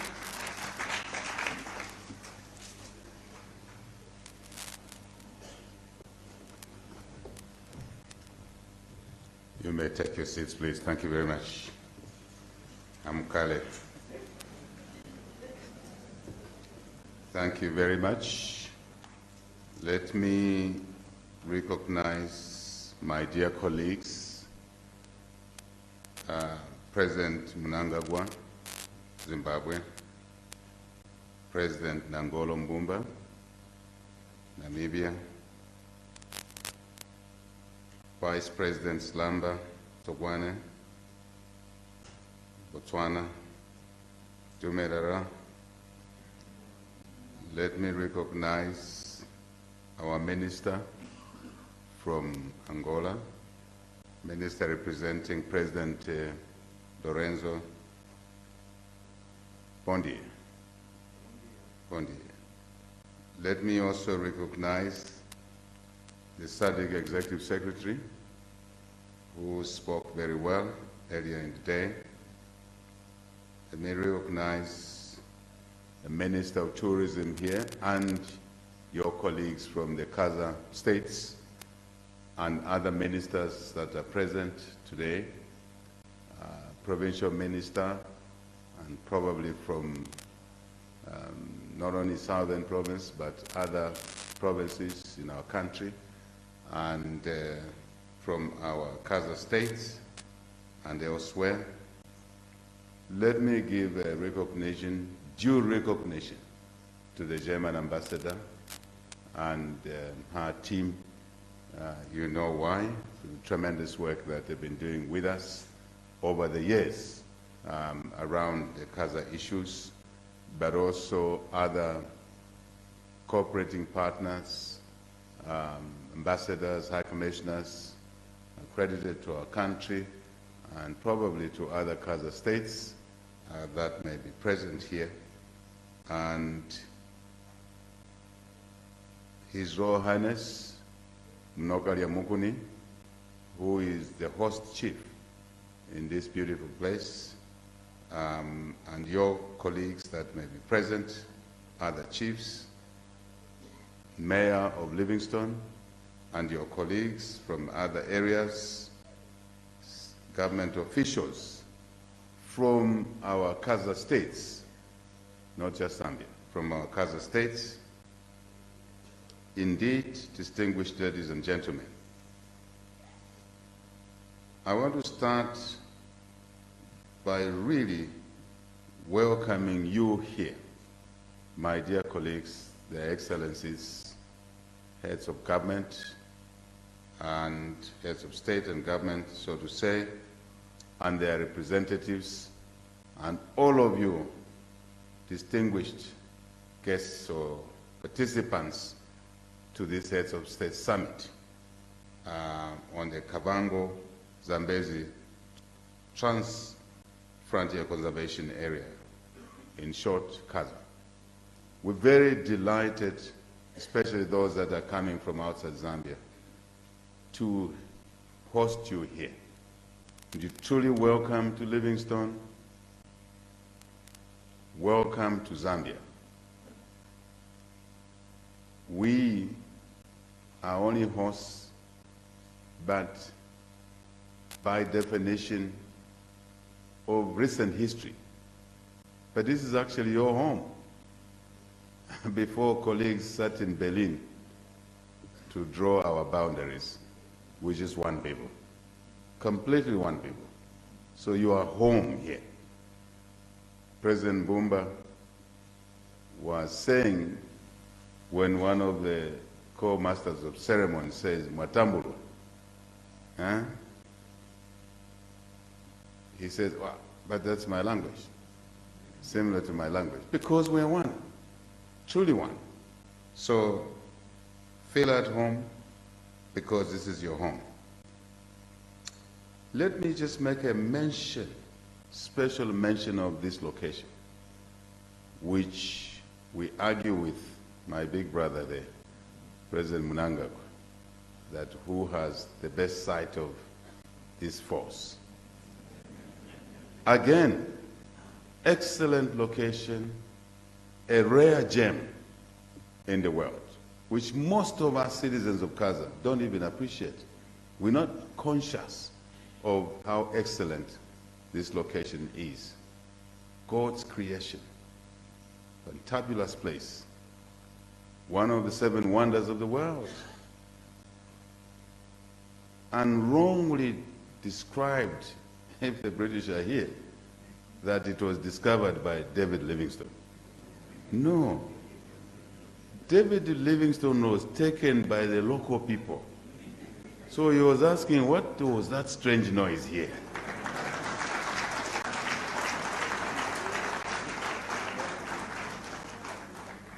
And the local people gave him the local names. Shungu na Mchitima, Musi Otunya. I'm sure from the other side, their names. He was taken there because he had never seen anything like this in his life. But the history then was that he discovered the Victoria Falls and gave it the name of the Queen of England at the time. That's okay. But honestly speaking, it's a wonderful place. And we in Zambia, Zimbabwe, have stopped the debate of who has the best view, because the views are best from all sides. Have you looked at the views from the air? Fantastic. And then you go on to Kasane Kazungula, because this is one general area. Look at the beauty there. A rare situation where 4 countries, if I'm not wrong, share a border. This piece of asset, this KAZA region, must look at it properly.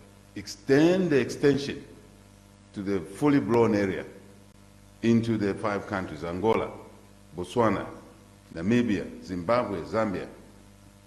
It couldn't have been brought together any better than this KAZA initiative. So let us develop it. Let us realize its full potential. As I join the other speakers that have spoken already, I really think that we must be consciously saying to ourselves, how can we extract the best out of this asset in the most sustainable way? I'm talking of KAZA now. It is an asset that we need to manage properly. So, truly to be host to this summit, we appreciate and acknowledge the graciousness of the other member states. presidents that are here and their representatives and the teams that have been working for many years on this asset, KAZA asset. It is also important for me to express our gratitude to our traditional leaders at this early stage of my submission, the host chiefs here and across, the chiefs in the 5 countries. And again, President Mbumba reminded me that it is the correct thing to thank our traditional leaders, our peoples, for looking after these assets, long before KAZA was even, if you like, thought about.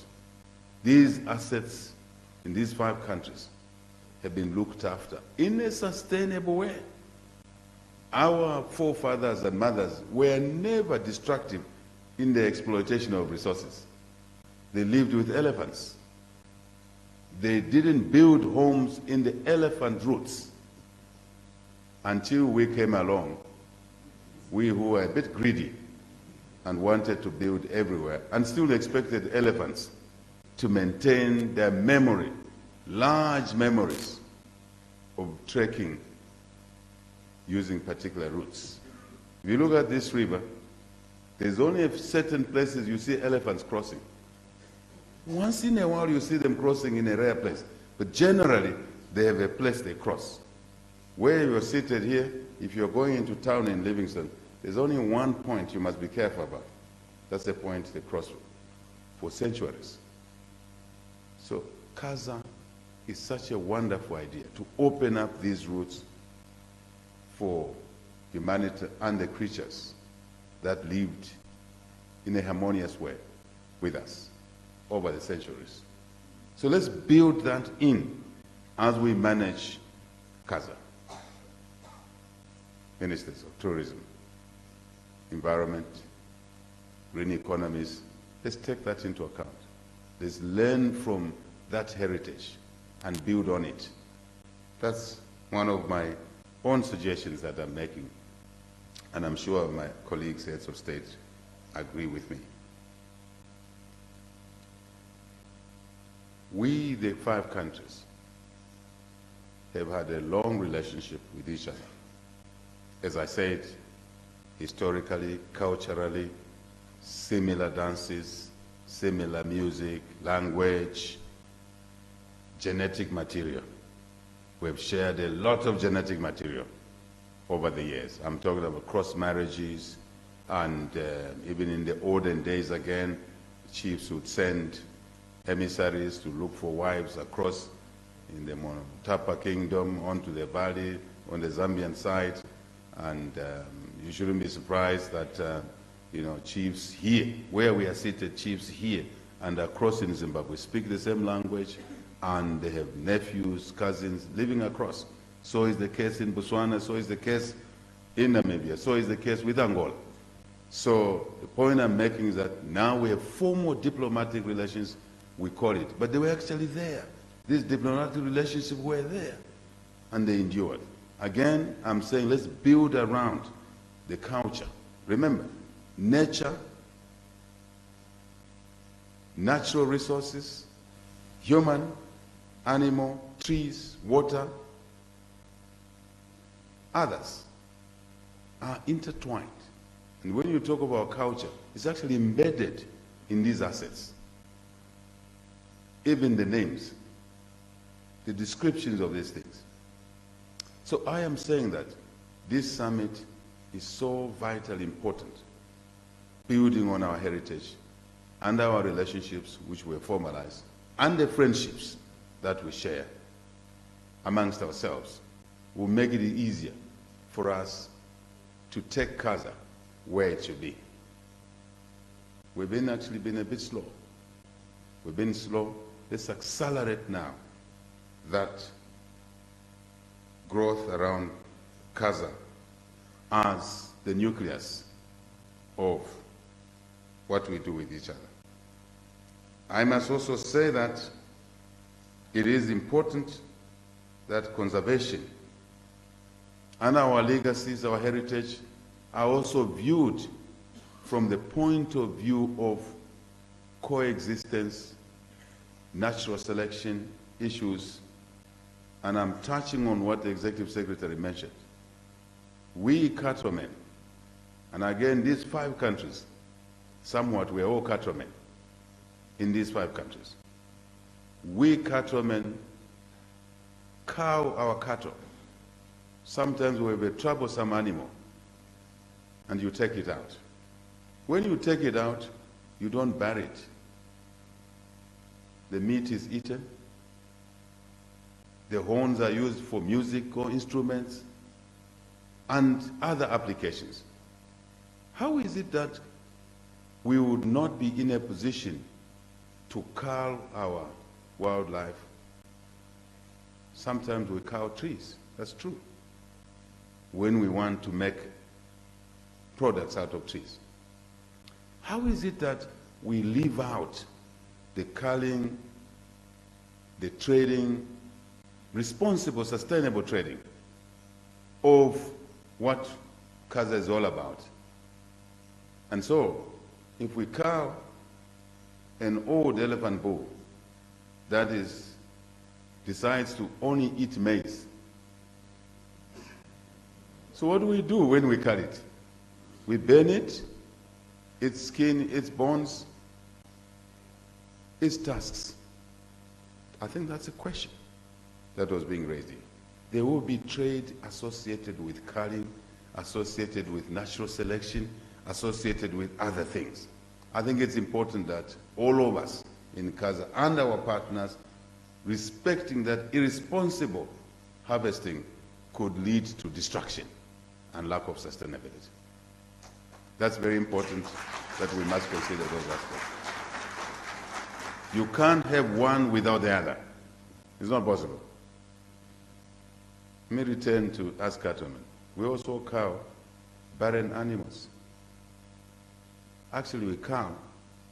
Amongst the male calves, we say, this one will go for something else, this one will go for breeding. It's just the way life is. So I don't want to invoke extremism in this debate. I want to invoke realism. I want to invoke sustainability concepts. Even just numbers, sheer numbers. How do you sustain the numbers if you don't do certain things that are of an intrusive nature, but positive intrusion? I say so, yet I'm the one who believes that rampant, uncontrolled poaching, as an example, should never, ever be allowed in an environment, in an area like the one we've set up. I think I've beaten the point hard enough. So we leave it to the experts in our area, KAZA area, other partners we have who have been with us, global issues, what other challenges may come along. Let us bring all of this to the table. So, SADC, Executive Secretary, you're not alone. In fact, there are many who are responsible. We are many who are responsible now. It's like criminality in a human community. What do you do when you perpetuate criminals in the community? Our old societies had a way of dealing with them. The modern societies still have ways of dealing with them. Point is made. Leadership.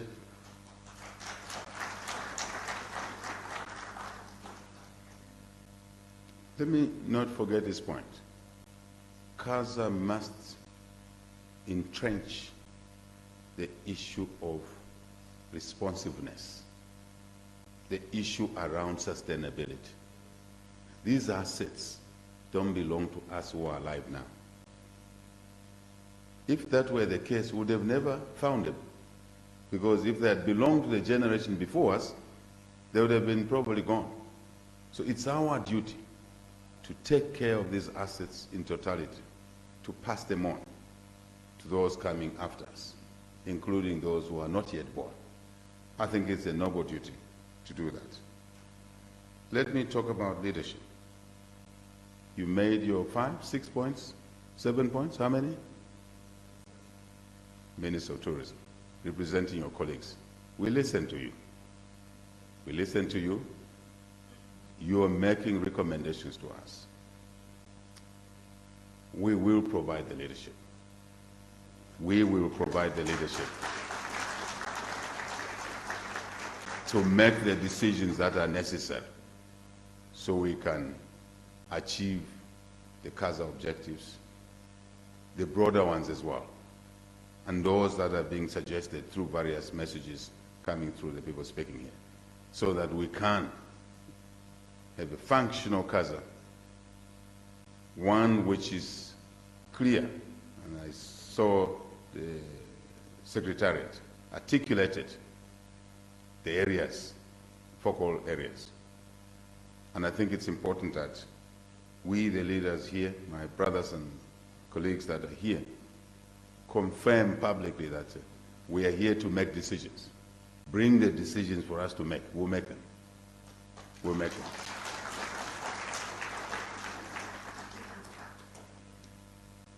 I talked about culture, diversity, yet one, unity in diversity.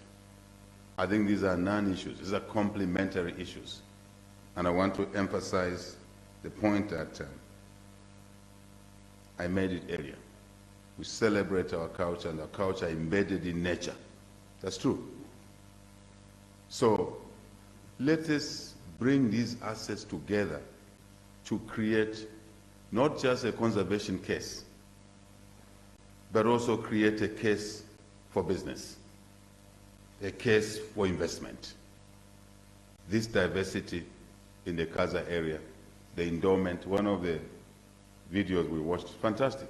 You just watch that video, then you realize that if we put this story together properly, plus our culture issues and other factors, we will have an asset that we can package in a way that it will attract investments to address the issues of sustainability as we work with our cooperating partners, generating revenues ourselves to support the local communities that have been there before us. We want them to buy in the story of anti-poaching. They must see alternatives for their livelihoods. Food, alternatives for their livelihoods in terms of energy, even water for human consumption. This drought has now shown us something, exposed us gravely. So we need to do certain things that would allow our communities to feel secure in terms of food, feel secure in terms of energy, feel secure in terms of business opportunities for their children as well. So I would like to suggest that we celebrate KAZA with responsibility, but with the order book, I use that term deliberately, work ahead of us. We've come this far, but we have work ahead of us, a lot of work, and we don't have the time. The risks we run now are exacerbated by the climate change challenges that we've seen. So working together, I heard you, Minister, is an imperative, and not always to think of competition, but more complementarity. I was thanking the minister from Angola to go and thank President Lorenzo that because we had no rain in Zimbabwe, in Zambia, largely, and Namibia and other countries, let's say the KAZA countries, the only country that had a bit more rain of the 5 countries is Angola. And we can see a little bit more water, yes, it's lower levels, but a little bit more water coming through Lungwebungu from Angola, tributary into the Zambezi, from Luanginga, Lueti, for us. And I think there are other tributaries as well, trickling through a little bit more.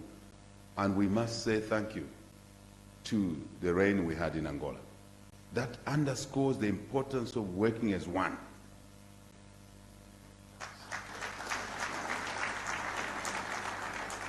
Managing Kavango, all the waterheads there, in Angola, in Zambia, in Zimbabwe, in Botswana, which has usually lesser water, and Namibia, very, very important. And common standards become imperative, complementary standards. This hotel where you are seated 25 years ago, about 26 years ago, when the initiation came of building this hotel, it was a nightmare because of it being a World Heritage Site. Here and across, of course, is one in Zimbabwe. And we who are building in Zambia and Zimbabwe have to obligate ourselves to global standards, such as 50-meter riverine belt. Although we need to produce food, we cannot be doing agriculture 50 meters into a river system or basin, because it destroys through erosion. It will create alluvial soils that are not necessary, and basically take out the depth of our river systems. And when that happens, the streams will dry faster. Those standards in the KAZA region must be checklisted properly, must be enshrined in our normal day-to-day work and life. Other things come in place. I'm only giving an example. So we have a bit more work to do. So at that point, all I can say as I close, say, we need to do more work. Appreciate the work that has been done, but we need to do more work. Investments for sustainability, responsible investments in the KAZA area to create job opportunities for our people. Again, the communities that are there. We do need to do that, ministers and the technical teams, to isolate a little bit more on the business issues, the economic issues, as for conservation and other factors. I'm grateful that we've already talked about the uni-visa, KAZA uni-visa rolled out. I think we must simply say this will happen. The presidents are here. This will happen. SADC Executive Secretary, because that's the way my brain was formed, I think we can have a little bit more added value. When this KAZA uni-visa is working, why not roll it out in the SADC region? Is there a problem with that? What's the issue there? It will deliver the same benefits we intended to deliver in the 5 KAZA member states. So we could consider that. Because SADC doesn't need to reinvent the wheel. If it's done as part of the SADC protocols here, we must consider rolling it out, unless it creates additional challenges or harm. If it doesn't, let's optimize. Infrastructure has been touched on. I will not repeat that. I had it in my note. So, technology is all I can say. You mentioned border management systems and other things. But we, in other platforms, we met in Victoria Falls Town. Not long ago, President Mnangagwa was host to us when we were talking about ease of doing business, trade within the continent. And we cherish the issues around one-stop border post. I made a pronouncement in Victoria Falls Town. I'm sure others were present in that meeting when we sat there. And I said, why are we priding ourselves about one-stop border post? That will be out of date. It's already out of date. We should be talking about a non-stop border post. A non-stop border post. Because we must cut the cost of doing business and bureaucracy and opportunity for corruption. That's true. I know people don't want to say it. We must say these things.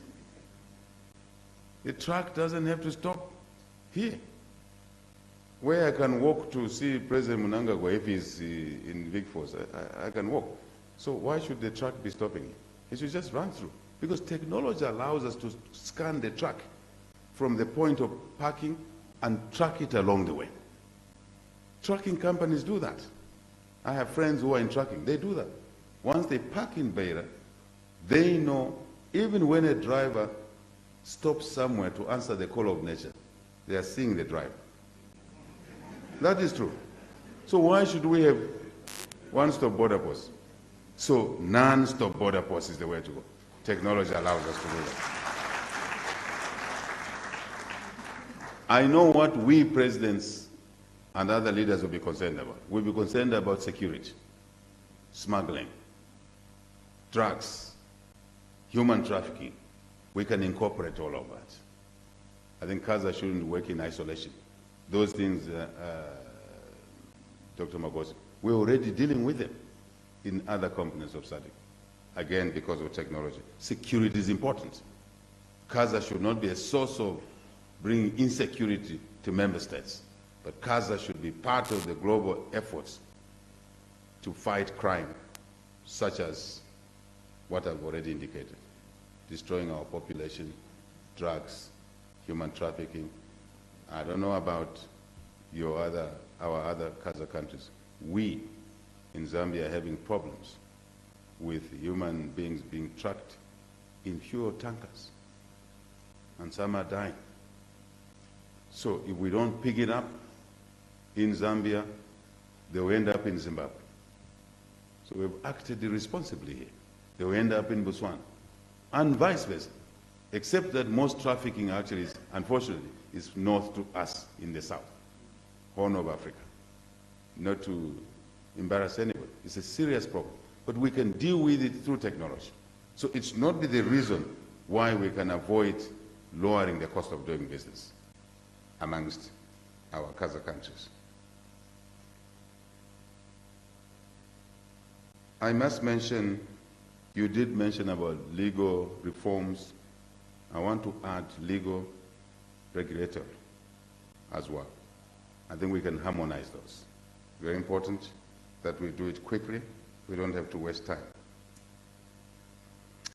I must be emphatic here. If I didn't say it, I would lose an opportunity. Carbon trading. I think you mildly mentioned that. Carbon trading. We don't want to structure carbon trading in a way that leaves value on the table and that value goes elsewhere. That value must stay in the KAZA region, the carbon trading. COP28 in Dubai, we defined some of the things that must be built into what we're discussing here. 3 elements. What's the market? What is this animal called the carbon market? You can't trade in something you don't understand. Let's define it properly. As we already discussed at COP28, KAZA must adopt the resolutions of 3 points that we raised there. 1, definition of the carbon market. 2, the pricing. The pricing of the carbon market. Many a time, colleagues from Europe, this is not segregation, would come and present a proposal to us that we can trade in carbon assets that are held in KAZA and other parts of our African continent. But the pricing is dictated by them. And the pricing per ton of carbon can range from $15 to $100+ per ton. Am I saying 15,000? Correct me, who is in the sector here? But the range is from about 15 to 100 units. Let's use the easier term, units. And it can settle anywhere. So why should one KAZA country agree to a price of carbon, a ton of carbon, at 15 units, when we can actually get 100 units? That must not continue to happen. I think we shouldn't play ignorance now. Why? We want more value to stay where the assets, carbon assets are, and they're here with KAZA. What you saw there are carbon assets. So ministers and technical people, let's engage. So that's the second point.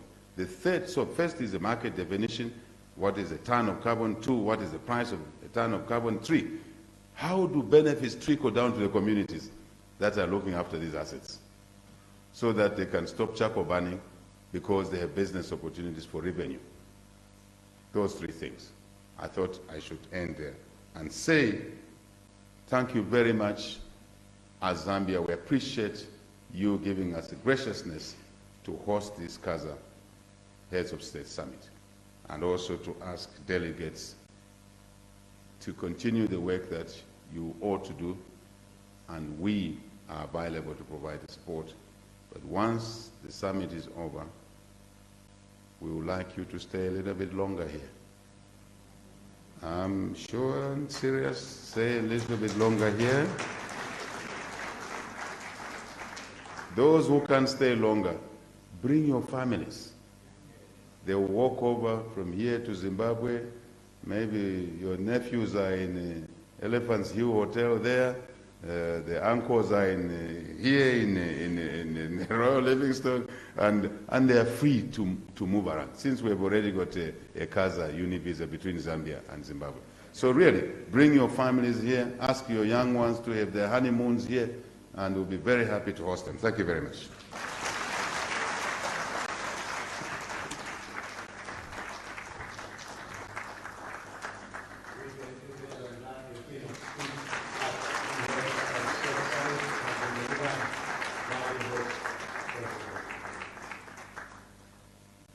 Very important, yes, we have heard that more work has to be done for the KAZA area.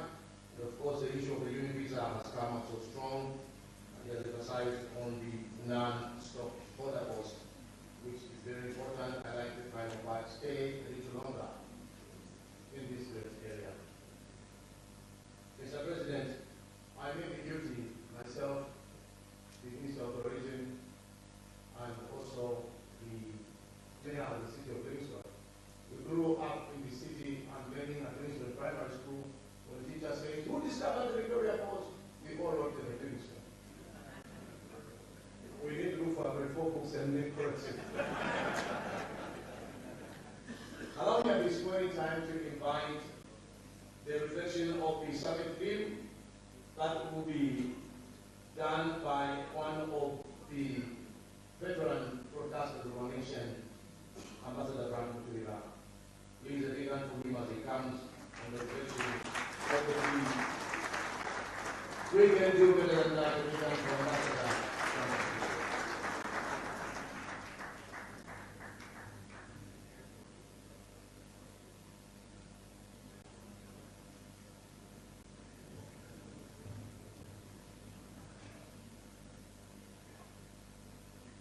Your Excellencies, could I invite you to take a seat up here? Your Excellency.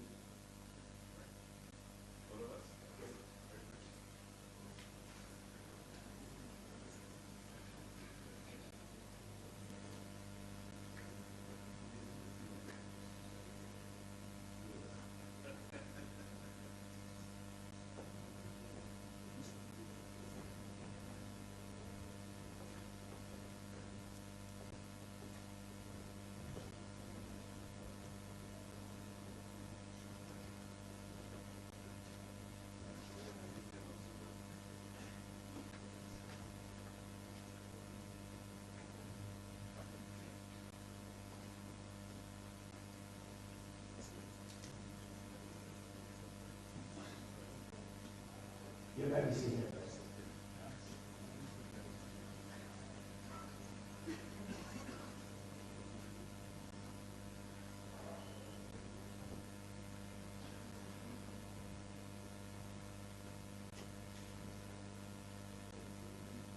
Your Excellency, the President of Zambia, Your Excellency, the President of Namibia, Dr. Non-Governmental. Your Excellency, the President of Zimbabwe, Dr. Emerson Mnangagwa. Your Honor, the Vice President of Botswana, Slumba Tungwane. Representing the President of Botswana. Honorable Minister of Tourism, Kavango, Mr. Master of Issues, Lopez, representing the President of Angola. My name is Frank Pacifico. It is my humble honor to anchor this important assignment. My task is very simple, simply to request you to give your reflections on the Kavango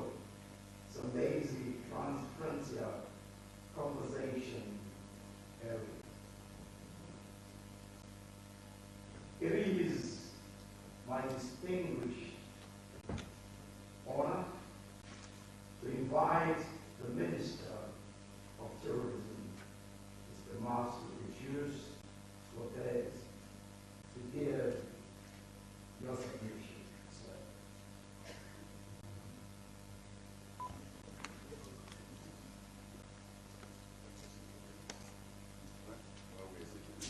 The Minister of Tourism, yes.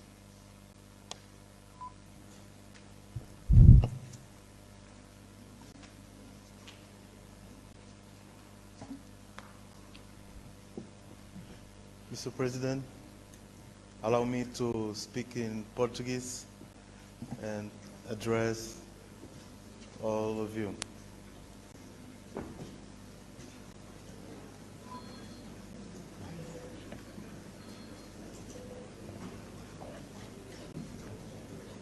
Sua Excelência,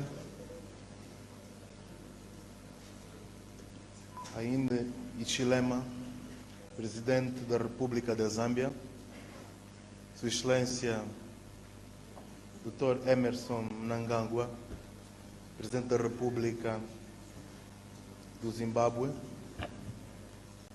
Excelência Dr. Nangolo Mbumba, Presidente da República da Namíbia, Excelência Dr. Slambert Swogane, Vice-Presidente da República do Botsuana, em representação do Dr. Mazizi, Presidente da República do Botsuana, distinto Dr. Elias Magosi,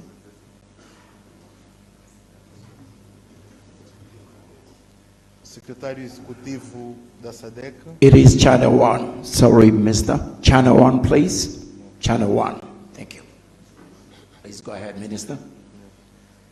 Distinto Dr. Credo Nanjua, Provincial Minister of Southern Province. Distinto colega e amigo Rodney Sikumba, Ministro do Turismo da Zâmbia e coordenador do Comitê de Ministros do Turismo da região do Kavango, Zambezi. Distintos membros do Governo da Zâmbia, distintos membros dos governos de Angola, Botsuana e Namíbia, caro Presidente da Câmara de Livingstone, minhas senhoras e meus senhores.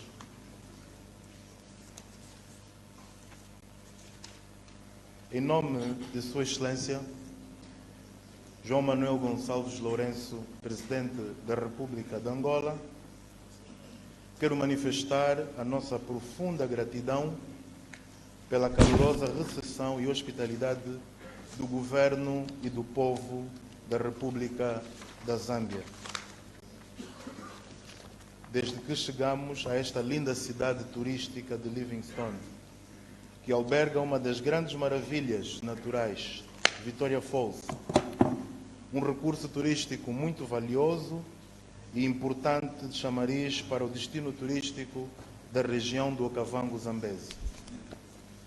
A presença da delegação angolana nesta importante cimeira do KAZA é o reflexo do nosso firme engajamento de trabalharmos em conjunto com todos os países membros da região do KAZA para o alcance da visão e dos grandes objetivos que constam do Tratado do ATFC KAZA, assinado em 2011 em Luanda, República de Angola, à margem da Cimeira da SADC. Transcorridos mais de 12 anos desde a assinatura do tratado, impõe-se fazer um balanço realístico sobre os resultados alcançados até a data e estamos conscientes que ainda temos grandes desafios para alcançar a visão e os objetivos que nortearam o estabelecimento do ATFC KAZA. Contudo, o mais importante é o espírito de união que reina no seio de todos os Estados-membros e a vontade inequívoca de continuarmos a trabalhar de forma coesa para ultrapassar todos os obstáculos que têm condicionado a plena materialização da visão e objetivos desta notável iniciativa de integração regional.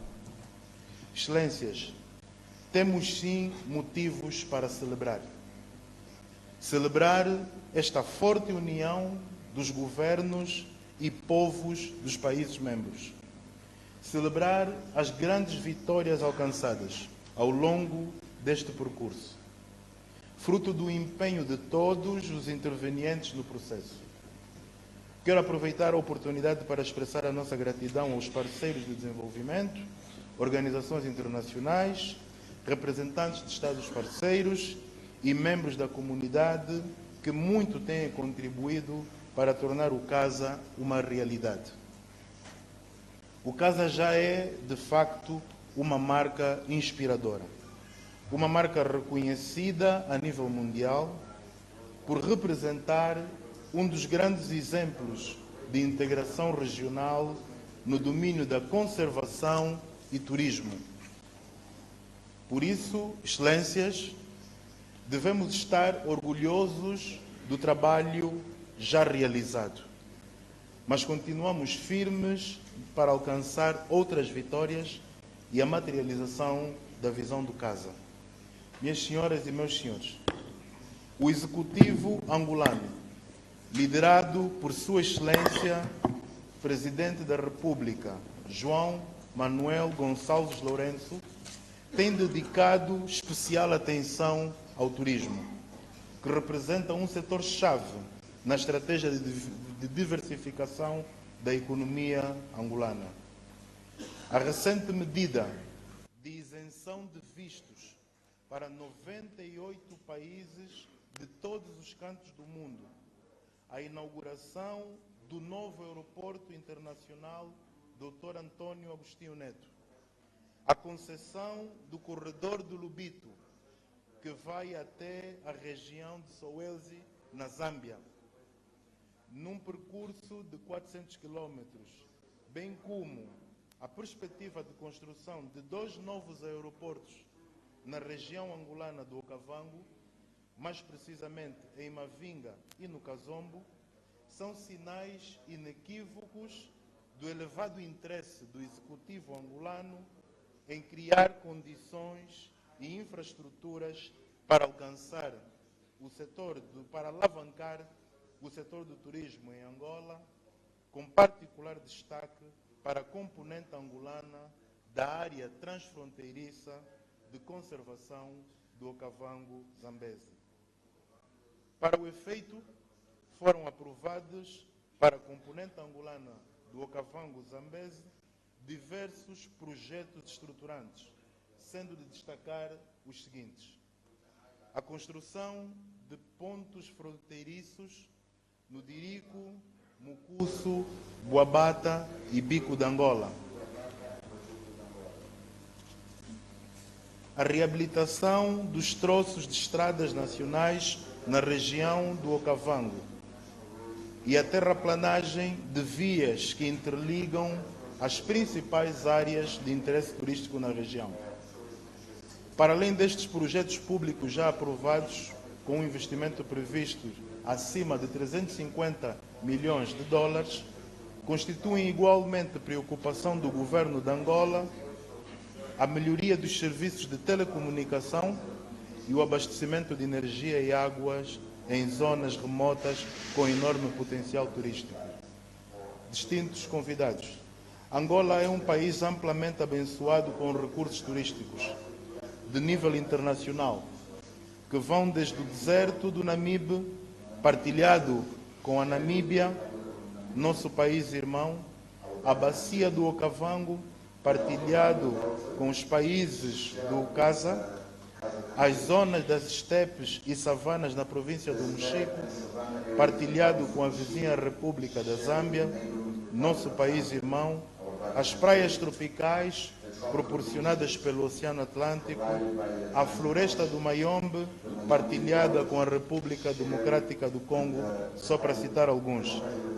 A todos estes elementos naturais agregam-se os nossos valores culturais, a diversidade do nosso povo, a sua hospitalidade, os nossos ritmos e tradições que fazem de Angola um potencial destino turístico.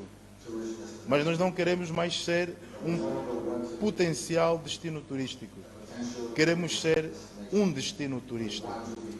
Por isso, dentro da nossa estratégia e visão de desenvolvimento do turismo, a integração no projeto KAZA e o desenvolvimento desta região constitui nossa prioridade. Assim sendo, quero reforçar o nosso engajamento enquanto governo de Angola em continuar a trabalhar de forma coordenada, articulada, concertada e organizada com todos os parceiros do projeto, a fim de tornar o destino turístico do Kavango Zambezi uma marca de referência internacional.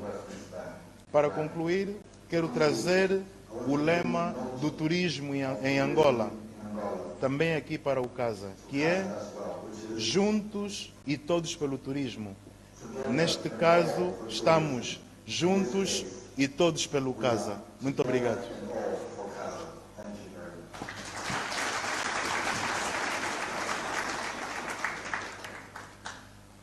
Thank you very much, Minister.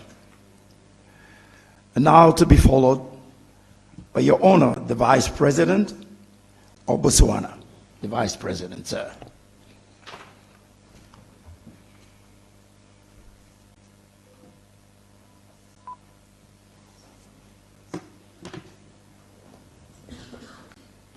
Thank you very much, the Director of Ceremonies. Let me take this opportunity to reflect on some of the issues raised here. The problem is that I don't know how much time I have, because I have everything that could take the whole day. But anyway, I'll cut the long story short.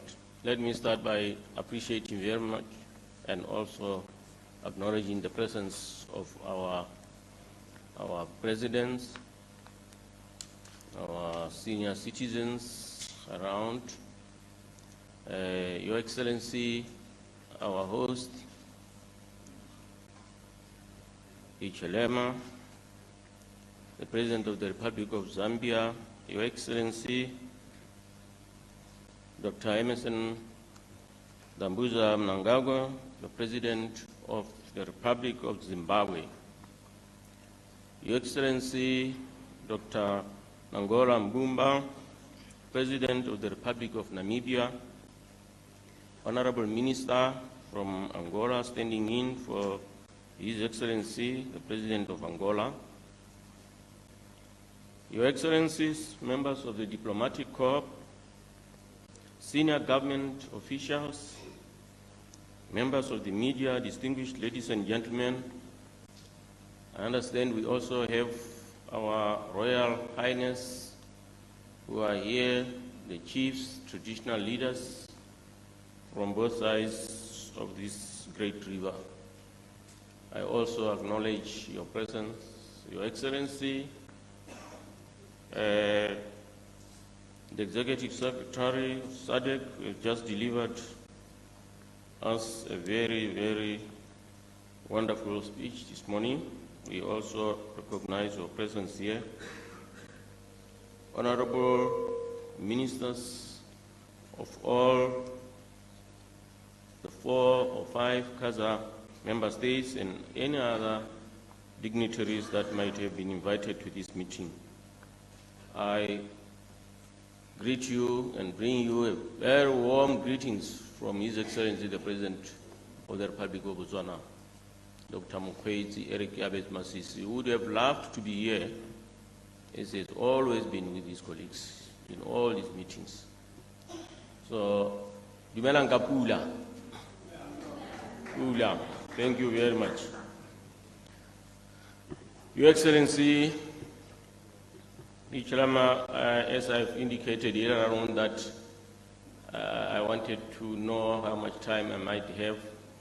I was serious about it because you see the format of this has not been disclosed earlier on, but I'll just make a few remarks. But when you talk about what we have gathered here, as we indicated last night, and let me thank you for the banquet that you hosted for us, when we sometimes talk about the hospitality that we have enjoyed since our arrival, we fail to indicate what we mean. Let me say that we had a very warm welcome and you hosted us last night with that banquet. So, Your Excellency, I want to first speak from experience before I can deliver what I may call an official statement from Botswana. You see, when you talk about something that really affects you, that you lived, that you continue to live, sometimes it's very important to give an experience. You don't speak like someone who is from outside. You talk like someone who is living that thing, talking from the heart. So the KAZA, as we know it, the Great River, the Makgadikgadi, the depressions, the big fall, as we have said it, the great floods from Angola along this river, the great parks that we have, animals that we have, the good soils that have sustained our people. When we talk about sustaining our people, we mean the real poor people who lived this life along these great environments. So I'm talking from experience because in my constituency, I've lived this. I'm a member of parliament for a constituency that covers the whole part of KAZA in Botswana, starting from Makalamabedi. I share it with the Maung MPs, of course, and there are a number of constituencies that are affected in my area. About almost 10 constituencies are covered by the KAZA. So, which means when you look for a vote, you have to look for a vote to make a government in Botswana, mainly from the KAZA area. You get your vote. So I live in that area because even in my area in Botswana, we have got two different areas. There are those who were born and brought up in Gaborone. They may know or have little experience of the KAZA as compared to those who were brought up in the rural areas, especially along the KAZA area. So I am a member of the KAZA area. So, okay. I am a member and I lived in the KAZA area, so I'm talking from experience. What I wanted to say, which I want to buttress, probably one of the two things that His Excellency Dr. Hichilema has pointed out, was about conservation. Yes, when I lived along this area, as I was brought up, I was told there are certain plants which we need not to cut during winter. One of them, Ibiduam Khalo. I don't have the scientific name for it. You don't cut those plants during winter. When I was brought up, I was told that there are certain animals, but in particular, with reference to myself, I was told you don't eat this animal. You don't eat it. So, totems is part of our culture. You don't eat certain animals. Those who are in a certain area, Bakatla, the different tribes, there are certain animals that they don't eat. And those animals are preserved in that case, because those people would not touch those animals. So conservation in our culture is something that we lived. It's something that is part of our livelihoods. Then we have the livelihoods of the rural people. As we grew up, we knew that the people in our area, they depended on wildlife. They lived side to side with wildlife. They also depended on plowing, they depended on certain plants in the area.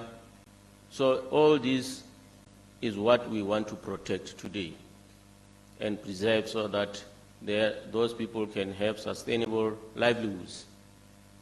Unfortunately, I want to be a little bit, bring a radical view here. One of the radical views that I want to bring here is that it's personal. It's not from the government or anything. I've realized that much as we fight poverty in the rural areas, poverty persists. It is very stubborn. It continues to be there. It grows. But when you reflect on it, when you look at some of the policies that we make, KAZA being included, when you look at reflect on some of the issues that we are dealing with today, you find that we are doing that for the poor people, we are doing that for the rural areas, people who are living there, who are living in poverty. Unfortunately, sometimes we don't represent fully their views, because at some times, if they were to be here, if this summit was about the poor people, I'm sure the recommendations that they will bring up here will be quite different, probably from what we would have reached as we reflect on these things. So I want to live my life and one day experience a summit of the poor, to reflect on the policies that we have as government, national government, to reflect on some of the things that we say we are bringing up so that we protect and sustain their livelihoods and have their views.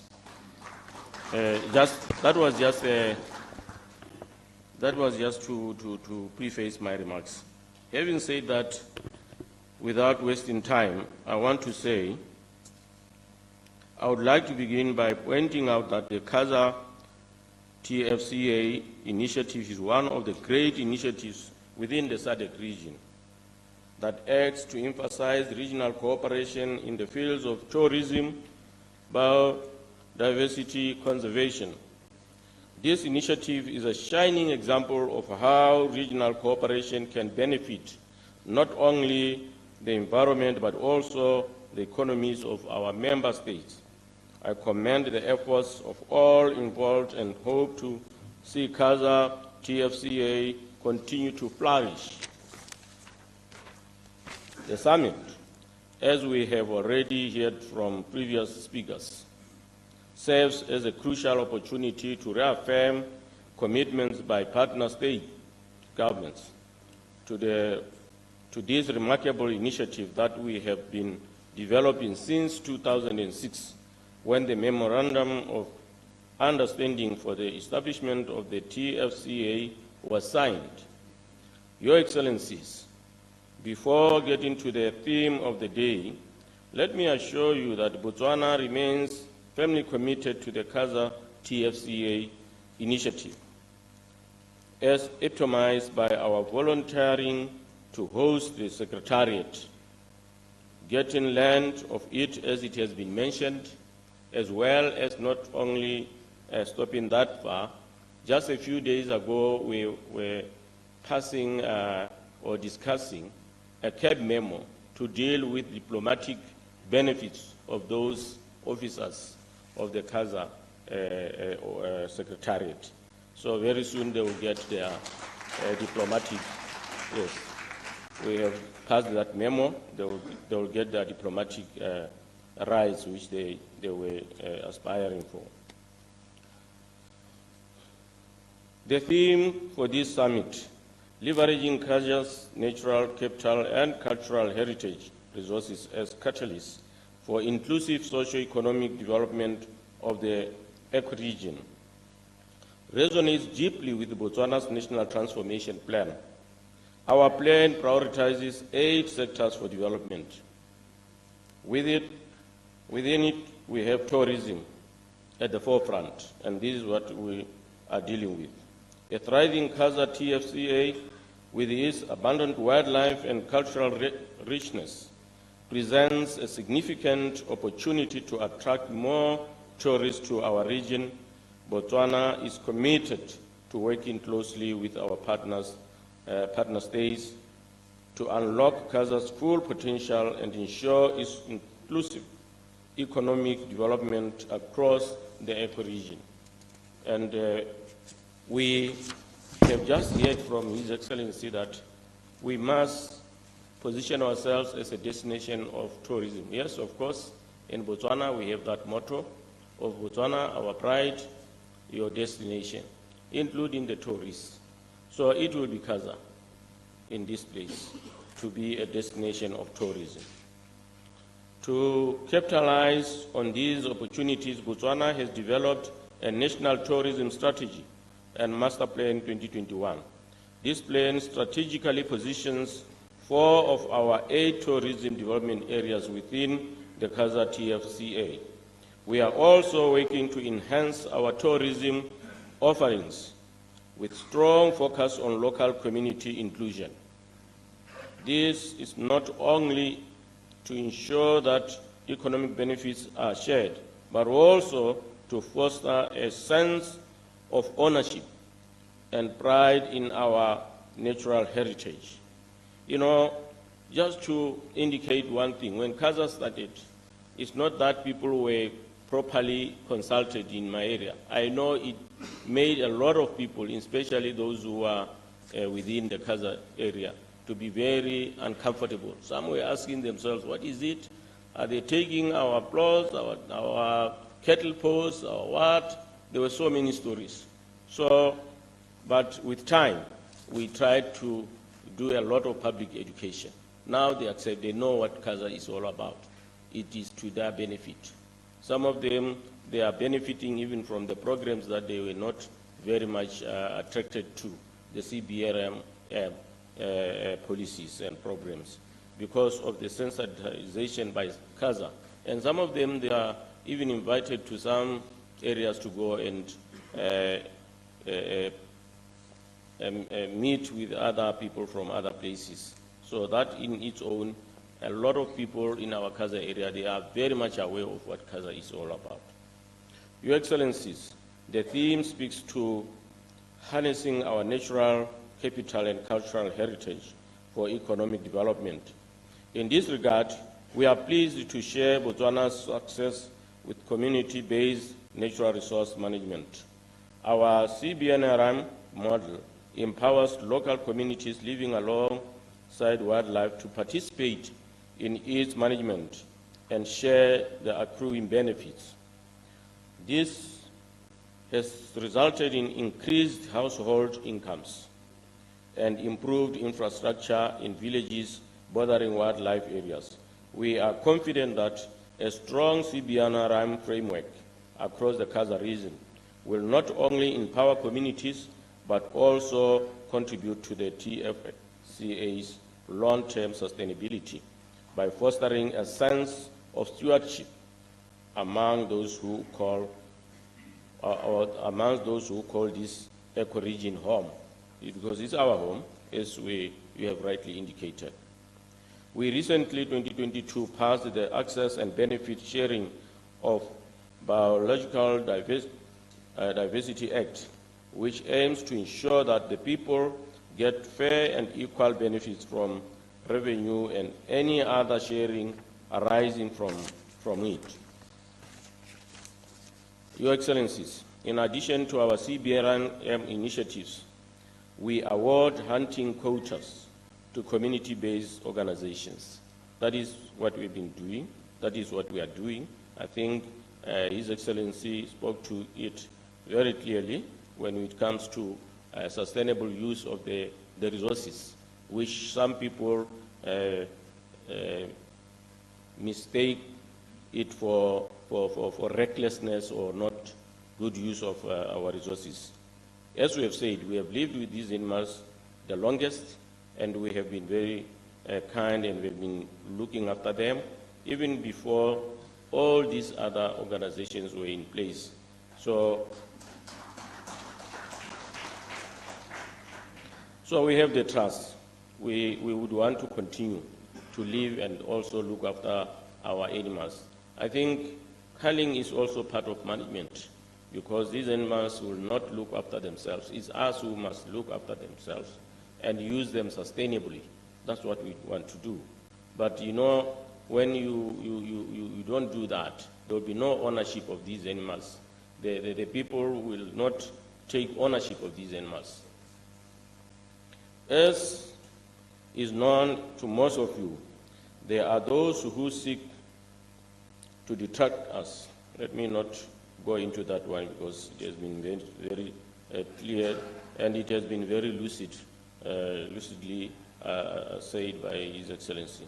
Your Excellencies, in keeping with the summit's theme of inclusive socio-economic development, we recently passed the Economic Inclusion Act, which dictates that there needs to be a significant percentage of Botswana local citizens in any venture before we allocate any resource to it.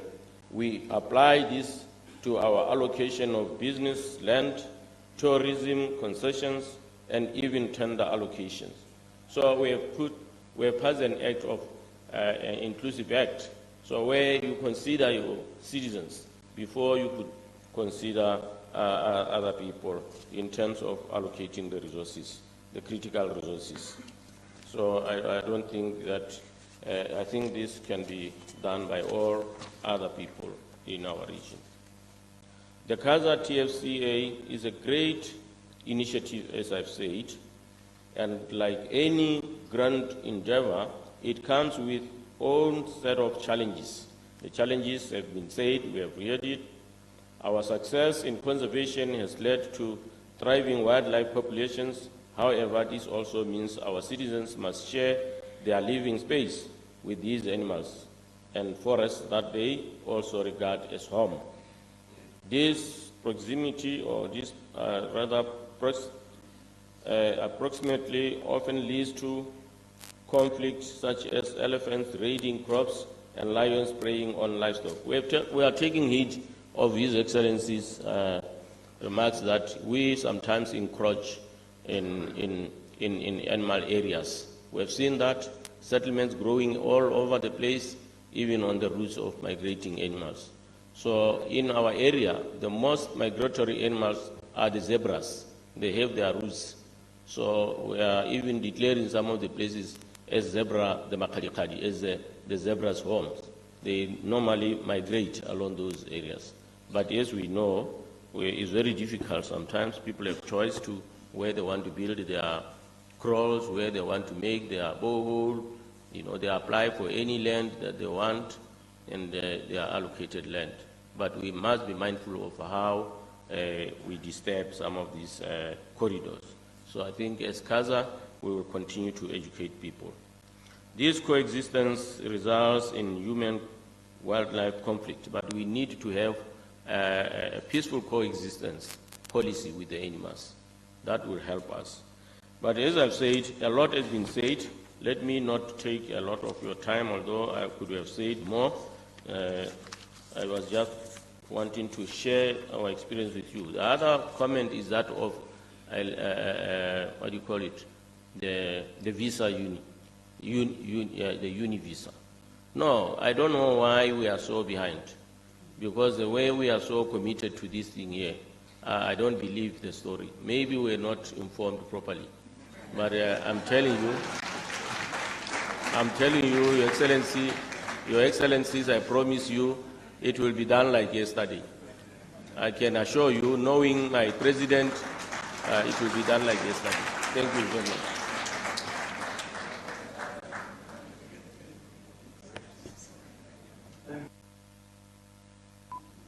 Thank you very much, Your Honor. Executive Director, you had the decisions are being made right here. Their Excellencies are very, very proactive. Thank you, Your Honor.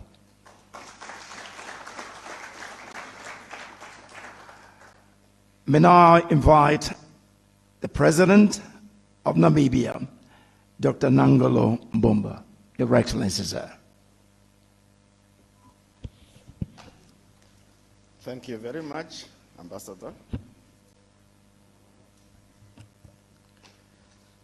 Your Excellency, President Hakainde Hichilema, President of the Republic of Zambia, Your Excellency Emerson Mnangagwa, President of the Republic of Zimbabwe, Your Honor Slamba Tsogwane, Vice President of the Republic of Botswana, and my personal friend. If I don't say that, I will not be able to cross over Botswana to go back to Namibia.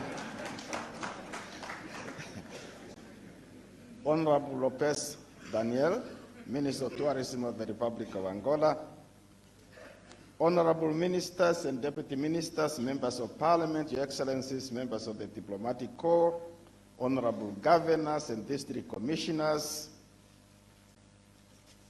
our own Executive Secretary of SADC, Mr. Elias Mahosi, Dr. Nyambe Nyambe, he could not find another name, Executive Director of the Kavango Zambezi Transfrontier Conservation Area Secretariat, distinguished traditional leaders, all invited guests, members of the media, ladies and gentlemen,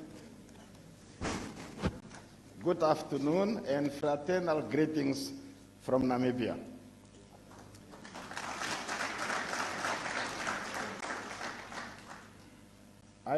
When I was sitting there, Your Excellency, I was looking at our name, KAZA.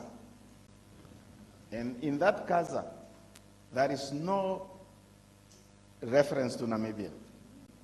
And I said, what is this? Then I realized, no, the person who was involved in coming up with that name must be a Namibian. We have two regions in Namibia, Kavango East and Kavango West. And the last region between Angola, Zambia, Zimbabwe, and Botswana is Zambezi. So, very much Namibia.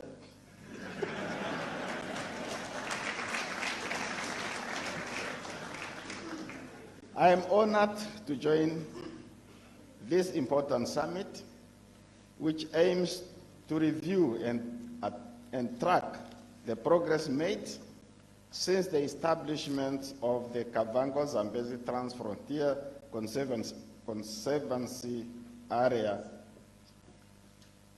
Conservation Area through the founding treaty way back in 2011. From the outset, I would like to thank our gracious host, His Excellency President Hakainde Hichilema, for the warm welcome and generous hospitality accorded to the Namibian delegation since our arrival in this picturesque town of Livingstone, Zambia.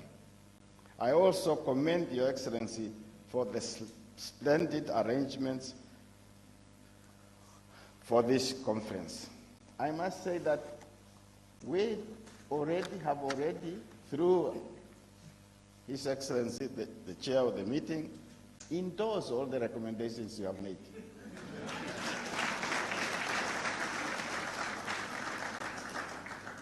I must also say that it's the first, I have attended quite a number of meetings and conferences and summits. It's the first meeting I am attending, and the host president is referring to other countries. This Mbumba from Namibia, Nagaba from Zimbabwe. No, hosts don't mention other countries. They only mention their country and finish.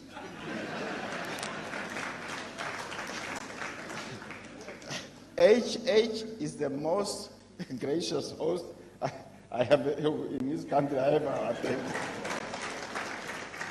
He even told me yesterday, no, don't call me Your Excellency. I said, Your Excellency, no, just call me HH. We are keen to share our experiences and efforts, in leveraging natural capital and cultural heritage resources to promote socio-economic development and in a sustainable manner. To this extent, the summit's theme perfectly aligns with our strategies, plans, and vision for a green economy, which encourages balanced economic development while safeguarding the environment.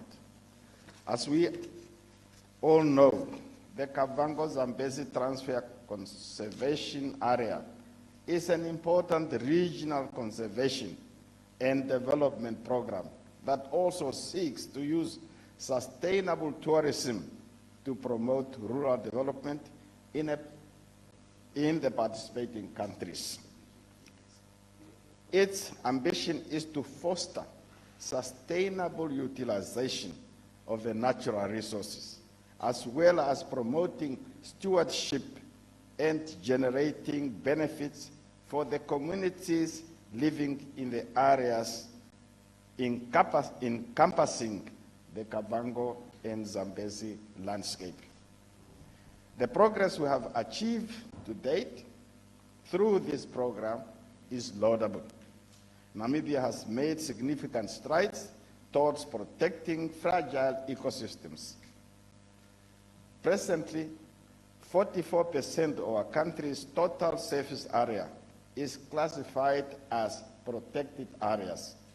Conservancies, tourism concession areas, and game farms in line with our environmental conservation laws.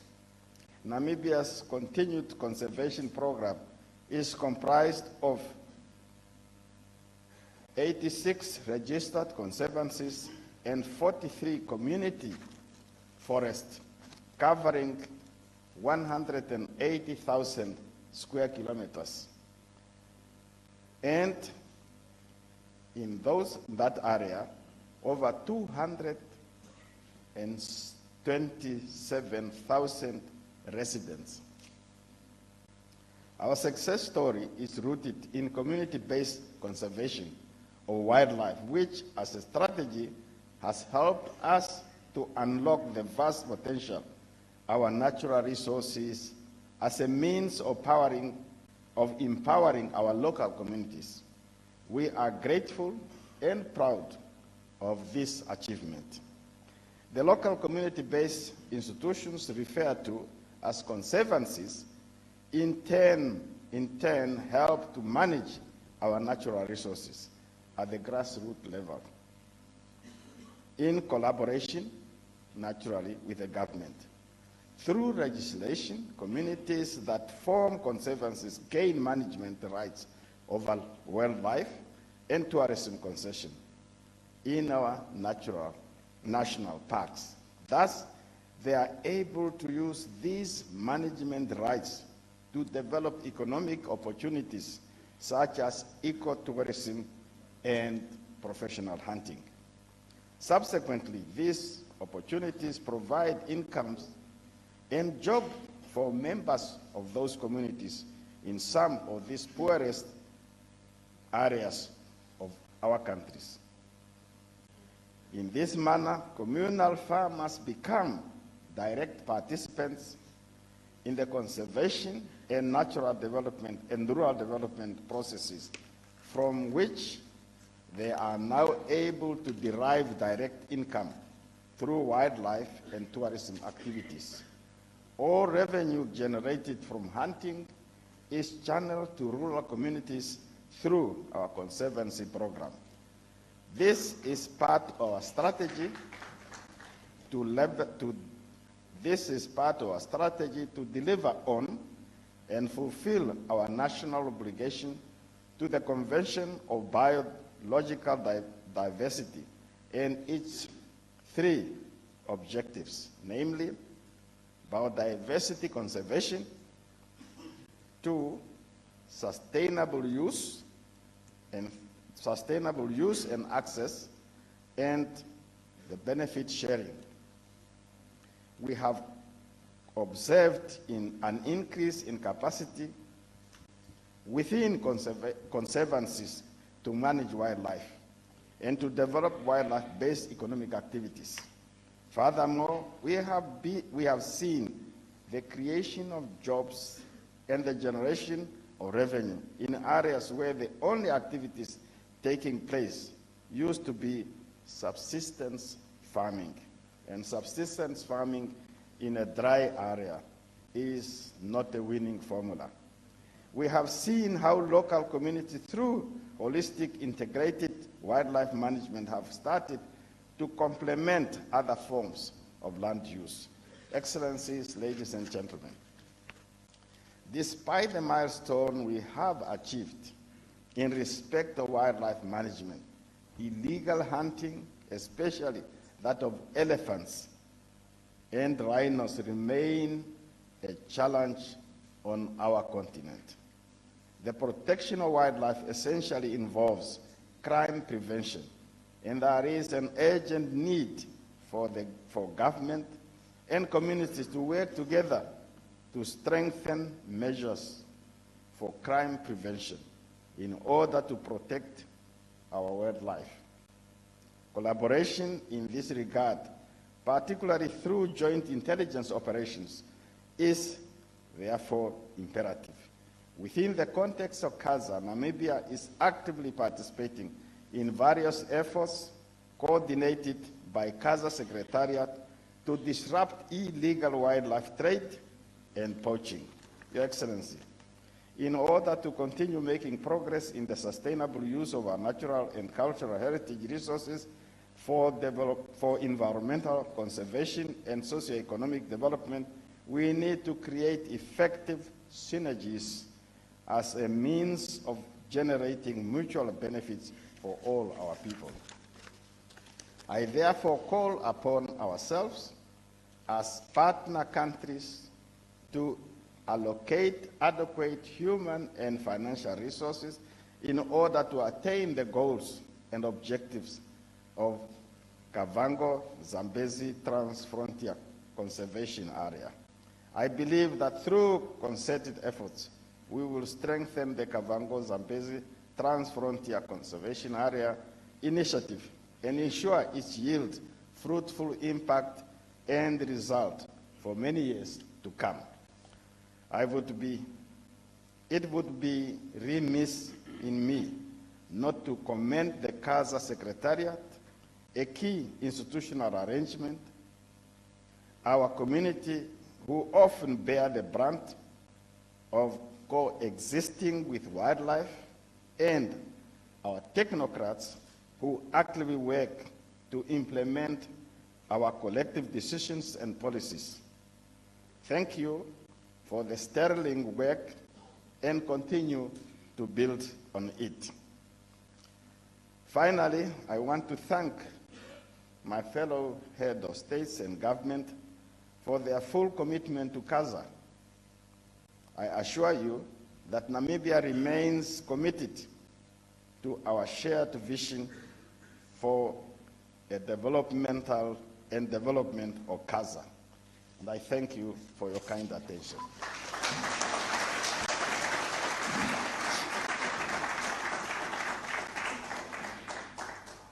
Thank you very much, Your Excellency.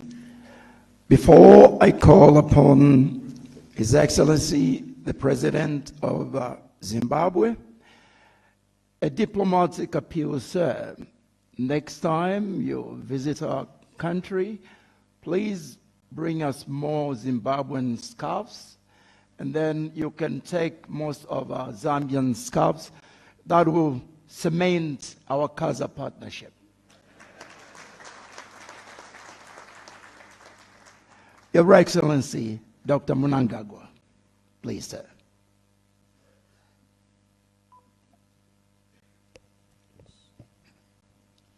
Thank you very much, Director of Ceremonies. Your Excellency, my dear brother, well, young brother, the President of the Republic of Zambia, Your Excellency Hakainde Hichilema, my dear brother, Your Excellency, representing my dear brother from Botswana, Dr. Masisi, and Your Excellency, Dr. Nangolo Mbumba, President of the Republic of Namibia, and Honorable Minister, representing our dear brother, President of the Republic of Angola. The Executive Secretary, His Excellency Elias Mangoso, is with us. Honorable Ministers from the Kavango, Zambezi, Transfrontier Conservation Area partner countries, Your Excellency Ambassadors who are here, and the representatives of diplomatic missions who may be here, the KAZA Executive Director, Dr. Nyambe, traditional leaders who are here, senior government officials, civic organizations, invited guests, ladies and gentlemen. Before I proceed to make my statement, I wish to mention that I'm brought up here in Zambia.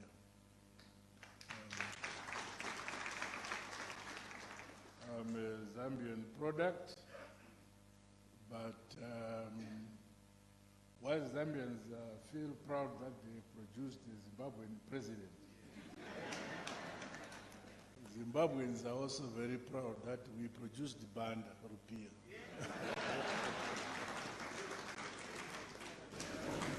So we say in Shona, Chindiro enda Chindiro zoka. The plate goes, the plate comes. So I feel greatly honored and privileged to be here today to attend this Heads of State and Government Summit on the Kavango, Zimbabwe Transfrontier Conservation Area, the KAZA TFCA. This summit is running under the theme leveraging KAZA's natural capital and cultural heritage resources as catalysts for inclusive socio-economic development for the eco-region, which is a befitting theme as we seek to develop our economies, our societies, and our peoples. This summit strengthens the legacy that was left behind by the founding fathers of this transfrontier conservation area, which is aimed at harmonizing policies, strategies, and practices for managing shared resources that straddle across international boundaries. As a result, we can drive equitable socio-economic benefits through sustainable use and development of our natural and cultural heritage resources. This Kavango Zambezi Transfrontier Conservation Area, together with other transfrontier conservation collaborations in the SADC region, are an indication of our unity and regional integration efforts as Southern Africa. It is this spirit of unity which will facilitate continued beneficial cooperation and collaboration among our nations for the betterment of our people. Your Excellencies, I am delighted that the KAZA TFCA has provided us with tools and frameworks to enable us to meet our obligations towards the attainment of our national visions, as well as the United Nations Sustainable Development Goals. Further, the KAZA TFCA has created building blocks for SADC member states to forge closer partnerships as we implement various provisions of the several multilateral environmental agreements between us, such as the Convention on International Trade in Endangered Species of Fauna and Flora, the CITES, and other related protocols which we have signed. In so doing, there is need for convergence on conservation-related matters, taking into account our unique circumstances and approaches to wildlife conservation. Particularly, we must be holistic in the strategies we proffer to address these challenges in the conservation of our elephants, given the bulging populations and the ever-increasing incidences of human-wildlife conflict. I heard sometimes at some conference in Europe where they were saying that we should not kill our elephants. I'm sure we should agree to donate to Europe 40,000 or more elephants, and see that we'll be able to keep them. The principle of sustainable utilization has been effectively used in our region through the issuance of hunting and the management of offtakes to reduce our elephant population and curtail human-wildlife conflicts. It is regrettable that those who finished their wildlife regulate us who have preserved them. Regrettably, these approaches are being resisted and opposed by some quarters on the global stage. As a region, we have a proud history of wildlife conservation. Among us, we have the largest herd of elephants and other megafauna in the world. This should provide us with an edge in global conservation matters and enable us to create the much-needed benefits for our people. It is disheartening, most unfortunate, and unacceptable that those who are opposing our conservation philosophy have themselves failed to manage their own wildlife populations. Some to the extent of extinction. In contrast, we in Southern Africa, and more specifically in the KAZA area here, we have managed to grow our wildlife populations substantially. We should never allow those with dubious agendas to dictate the way we manage and utilize our own God-given resources, as well as the conservation models we deploy within our own jurisdictions among ourselves. In this context, we need a common voice in defending our conservation policies, our people, and our sovereignty. The upcoming international engagements, such as the CITES 20th Conference of Parties, COP20 in 2025, should provide a platform to defend our policies and values in our region.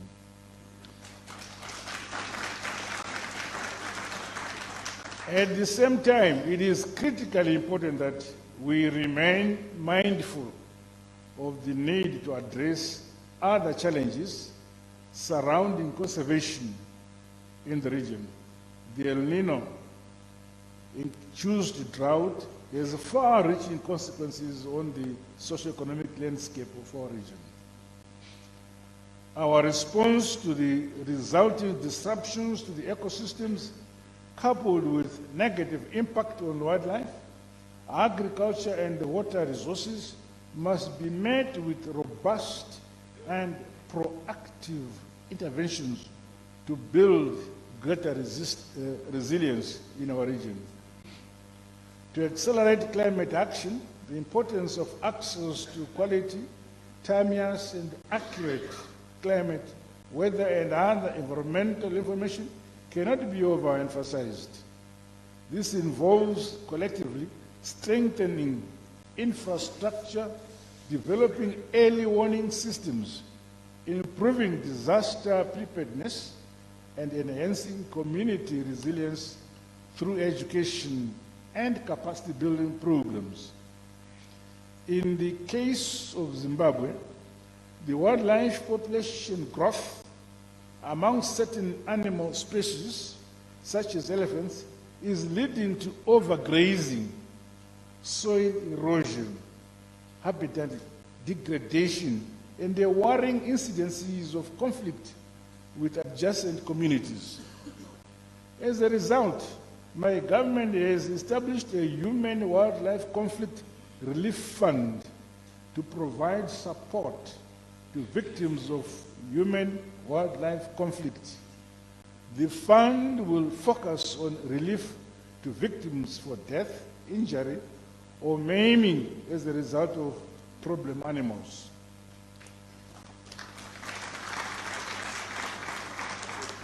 Your Excellencies, ladies and gentlemen, allow me to express my sincere gratitude to His Excellency President Hichilema and our Zambian counterparts for organizing this successful summit. I also applaud our key stakeholders who have supported this initiative: the KAZA TFCA Secretariat and the teams from our member states for their tireless work. May I assure you that Zimbabwe stands ready to support and play its part for the success of all ongoing future KAZA TFCA programs. With this short statement, I thank you.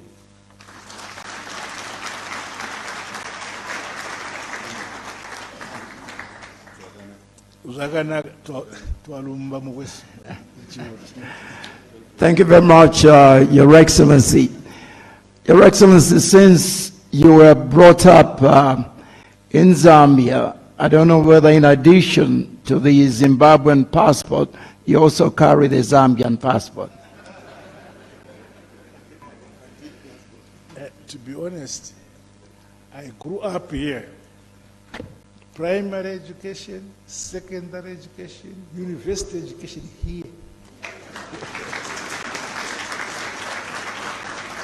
We're very honored, sir.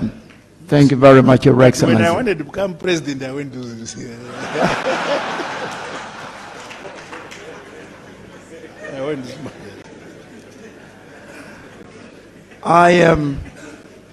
I'm sure our president will be too delighted to give you a Zambian passport just in case you lost it.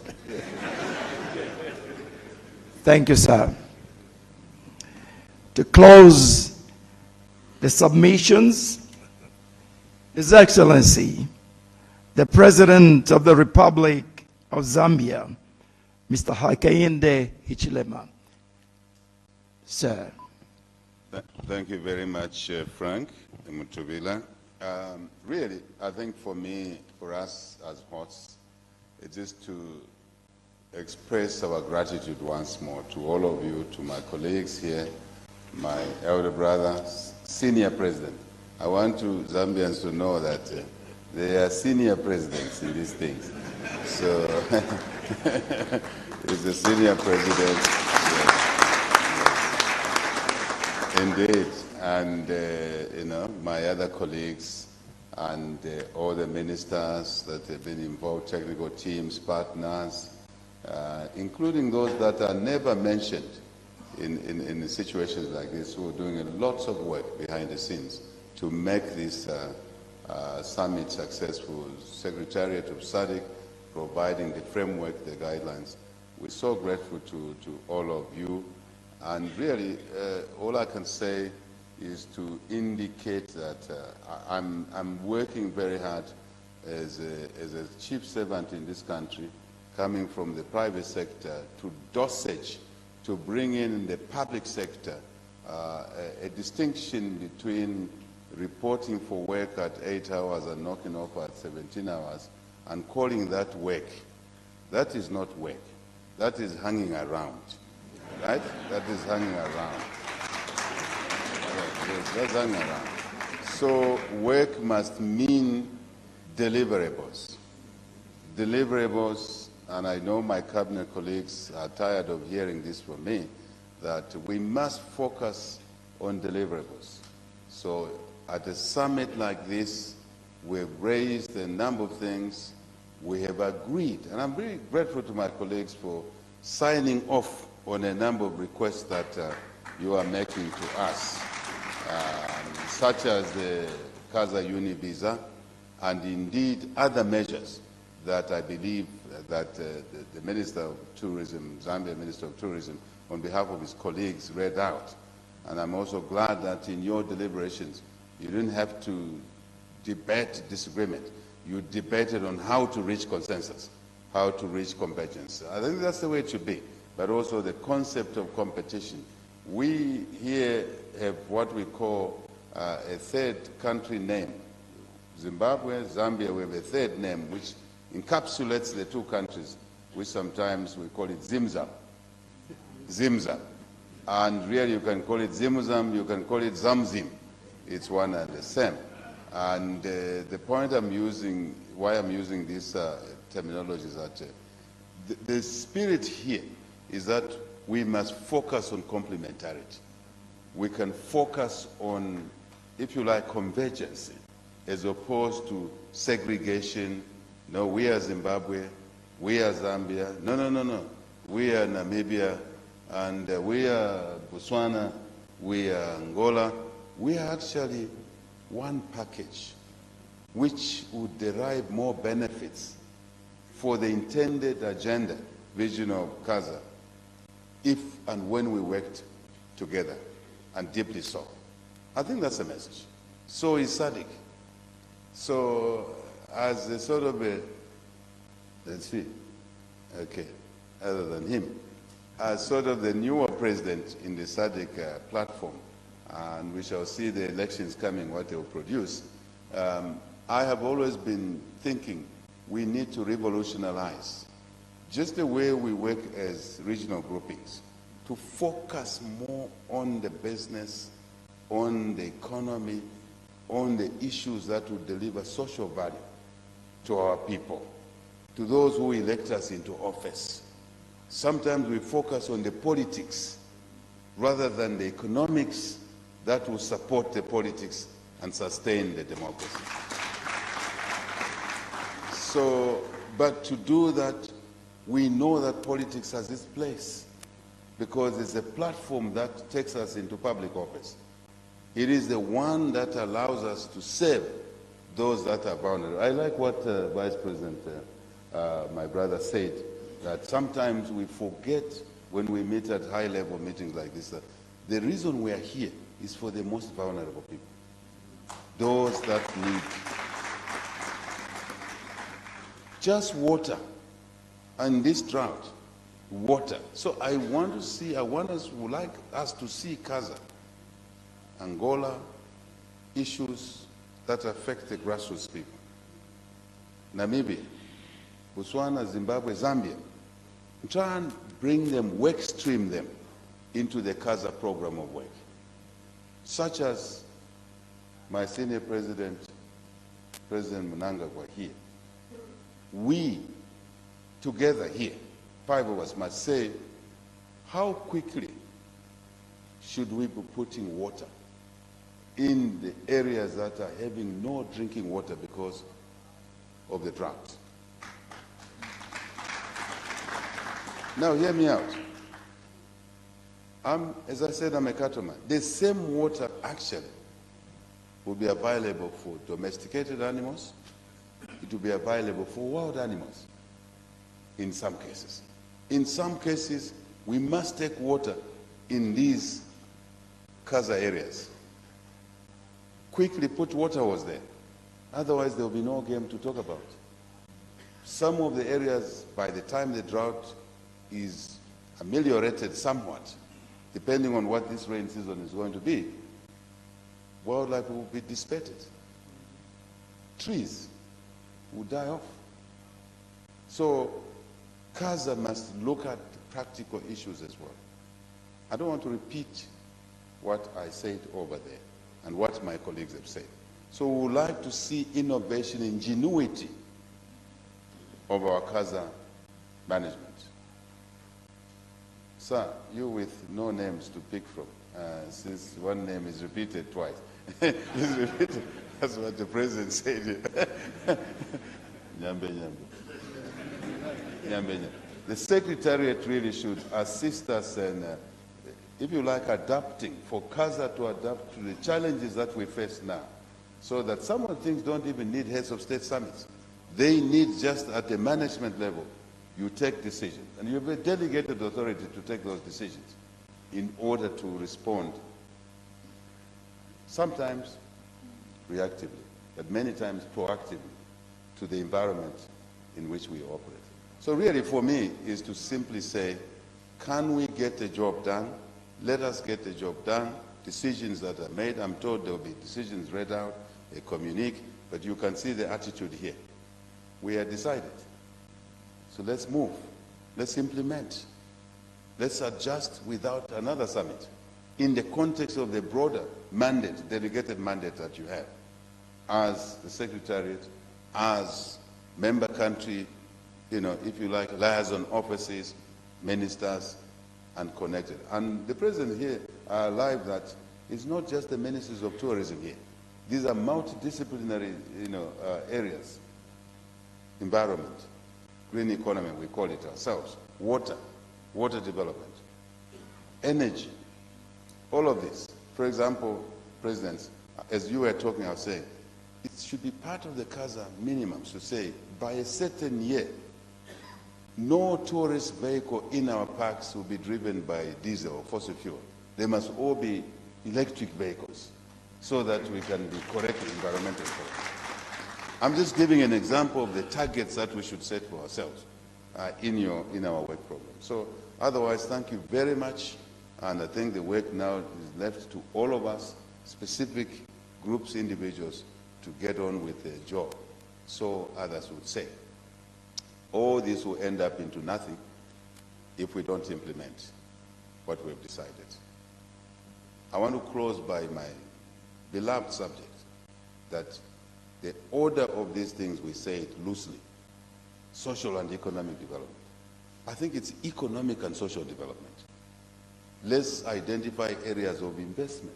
Some investments are to be supported by the 5 countries. Even lodges, as simple as that. Planning. I was having a chat with the German ambassador in the side meeting this morning. He said one of the things we would like to work together around KAZA is planning for eschatic value. Planning for eschatic value. You can have in these areas a ramshackle here, right? Degradation activity here. And here, you want to conserve the environment. Here, you want to conserve the forest. So we must consolidate all these things. So what I mean is that planning is no longer a preserve of the good planners in Zimbabwe. Because along the Zambezi River, you can't distinguish Zimbabwe and Zambia. Certain parts you can't distinguish. I know he made some jokes, this president. Let me make one joke, just one joke. Have you ever seen a country with a long strip like that? Cutting Zimbabwe, not Zimbabwe, Botswana and Zambia. Almost displacing Botswana and Zambia from having a borderline. The Caprivi Strip. It was a very clever thing that the Namibians did, because they needed to come into the Zambezi River. Yeah, I know.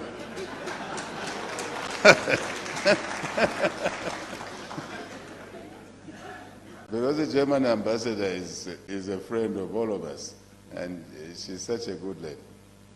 I said, what is Namibians did? And he whispers, no, it's the Germans who planned that. It's the Germans who planned that. So really, I mean, at some point in Katimamulilo, in Sesheke, you can't say this is a job, this is a responsibility of Zambia, this is a responsibility of Namibia, because We are all intertwined around there. It's a convention. So therefore planning becomes important, not to elaborate or illustrate a point. So I think that's what KAZA must be looking at as well, in addition to the broader, grandiose agenda items and objectives. Otherwise, to my presidents, colleagues here, thank you very much for your time, and I know we'll be guided how we proceed from now, but also to all of us that are here. Zambia is proud and really obligated, humbled to be a host to such a wonderful summit. Thank you very much.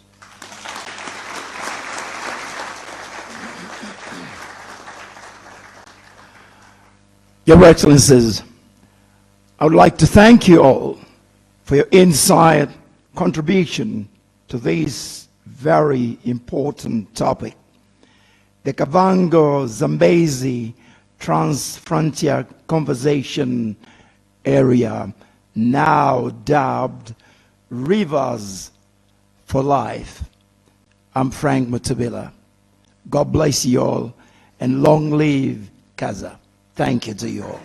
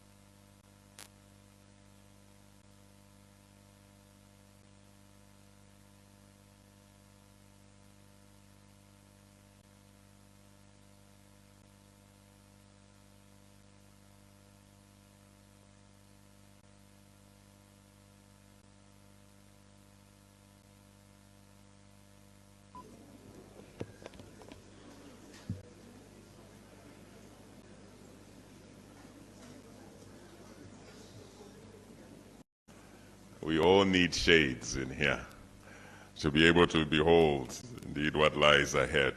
So I think our leaders have made their commitments, and what remains is for us now as a citizenry also to join hands in committing to supporting and helping to see this dream, this initiative indeed come to light and be implemented successfully.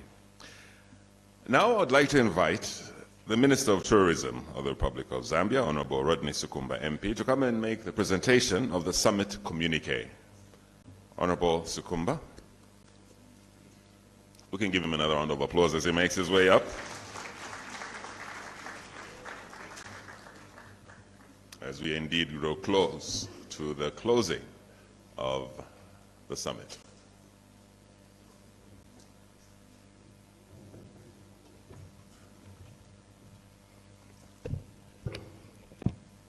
Thank you very much, Director of Ceremonies. As you may have heard from His Excellency the President, our host, Mr. Hakainde Hichilema, who indicated that after all is said and done and the resolutions have been passed, summit dictates and requires that we read out the communique, which obviously will be binding us, member states, and indeed us, the officials and our technocrats, to be able to follow. Allow me to just read out the communique. Summit of KAZA Heads of State and Government. The inaugural Kavango Zambezi Transfrontier Conservation Area Summit of the Heads of State and Government was held on Friday, 31st May 2024 in Livingstone, Southern Province, Zambia. Summit was chaired by His Excellency, Mr. Hakainde Hichilema, President of the Republic of Zambia, in his capacity as host. Summit was attended by the following heads of state and government or their representatives. Number one, His Excellency Mr. João Lourenço, President of the Republic of Angola, represented by Minister of Tourism, Angola, Monsieur Daniel. His Excellency Dr. Magwesi Eric Dibiswe Masisi, President of the Republic of Botswana, represented by His Honor Mr. Slamba Sogwane Vice President.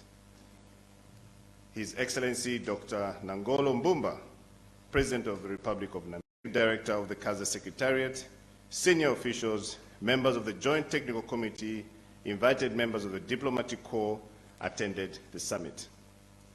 Summit was also attended by the following international cooperating partners: the Federal Republic of Germany, KfW, the UNDP, international, regional and local NGOs, private sector, and indeed the media. Summit received an update on the progress made since the signing of the Memorandum of Understanding for KAZA in 2006, followed by the treaty in 2011. Summit urged member states to expedite the operationalization of the SADC CITES Engagement Strategy 2022 to 2026 to better defend the Convention, sustainable use, socio-economic development interests of the region at the CITES COP20 to be held in Geneva in 2025.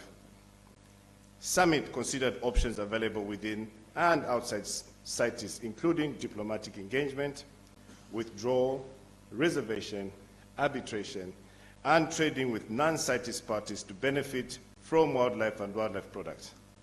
KAZA Partner States were urged to fully prepare and participate at upcoming dialogue meetings planned for August 2024 in Botswana, including the holding of at least 2 preparatory meetings to develop a regional common position for CITES COP20. Summit also considered harmonization of ownership wildlife model within the KAZA region and legal policy framework on carbon credit trading, and forestry management by 2030, in alignment with the SADC RISDP 2020-23, 2020 to 2030, including a ban on export of raw timber within the KAZA region. Summit noted, as a matter of urgency, need to expedite the approval of the KAZA TFCA livelihood diversification strategy and climate change livelihood focused risk assessment strategy. Work towards harmonizing the community-based natural resource management policies and frameworks to ensure synchronized community benefits within the KAZA region, and implement the KAZA guidelines on commodity-based trade, popularly known as CBT, of beef in foot and mouth disease endemic areas to support improved livestock husbandry practices, rangeland restoration, and enable farmers to access beef markets, foster human-wildlife coexistence, and reevaluation of fences as a primary disease risk management tool. Summit urged KAZA states to promote cross-sectoral integrated land use planning for ease of coordination of development within the region, implement the policy brief recommendations as per approved elephant movement policy brief, October 2022 Ministers Committee, and embed conservation connectivity in the development of area management plans. Summit noted the need of applying more widely and strategic environmental assessment planning to economic and infrastructure planning processes, and use natural capital assessment and accounting to value KAZA's natural asset, which includes needs to establish natural capital accounts in partner states and bankable nature-based as green finance solutions. Summit called on KAZA states to consider joining the KAZA Univisa system and immediately implement the KAZA destination brand. Summit further noted the need for establishing a mechanism for engagement by communities in the tourism value chain, which needs to be reviewed to enable improved financial and non-financial benefit from the industry and diversified tourism products on offer at the in-country and transboundary scale. Enhanced connectivity across the KAZA region through direct flights, efficient border management system, road and air infrastructure.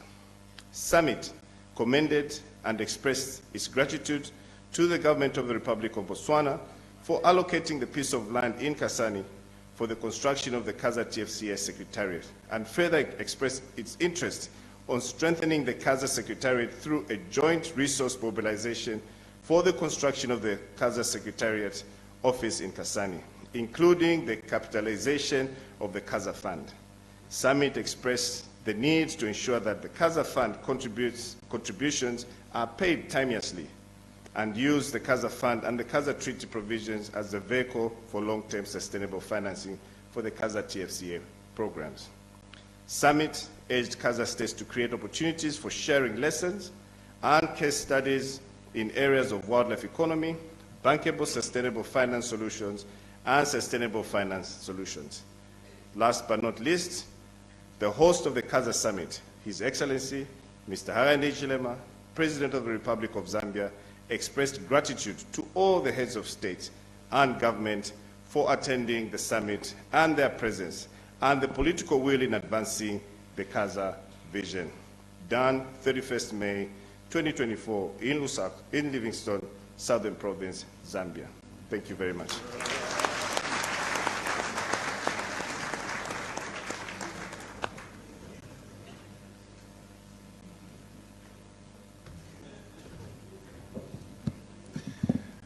We had a very popular newsreader in Zambia years ago who would end his news bulletin by stating, "And that is the end of the news." Thank you, Honorable Sikumba. That is the end of the communique. And so now we should get to the end of our summit here. The President of the Republic of Zambia, Mr. Hakainde Hichilema, would like to gift the visiting heads of state, their representatives as well, with something that they will remember this summit, remember this country by for years to come. And so I'll invite the host to please stand and invite his guests, his visiting heads of state, to get ready to receive these special, unique gifts. And when I say unique, they are unique to Zambia.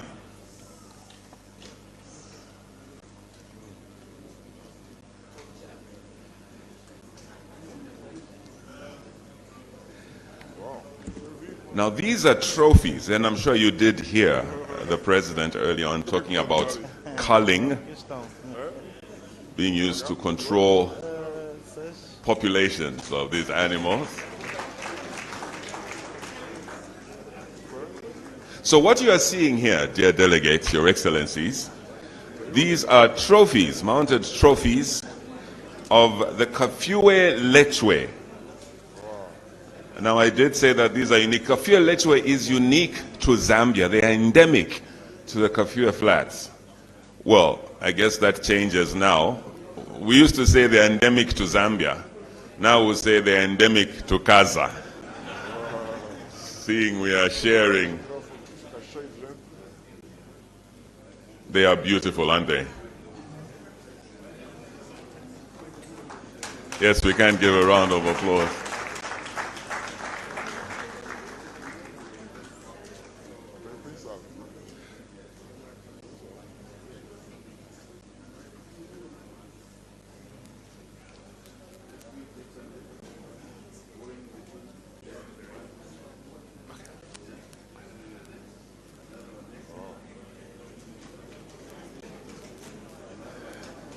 So each of the visiting heads of state will be gifted one. I don't know how they will fit in their hand luggage, but we'll have to work it out somehow. Let's give them all a round of applause, a big round of applause.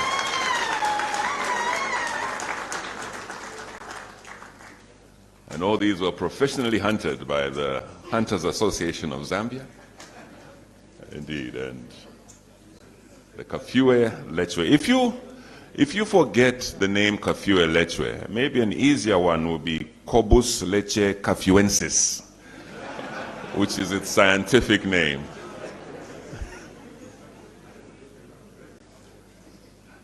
All right, another big round of applause indeed for. So we'll invite our heads of state to return to their seats. All right.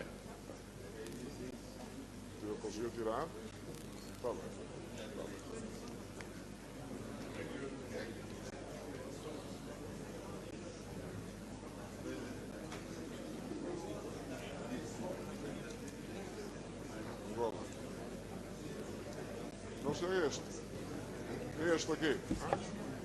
Is Namibia? Yes. Angola is that one, huh? It's Angola, right?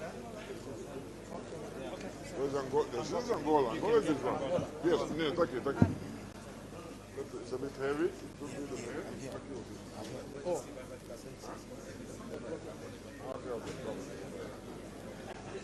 All right.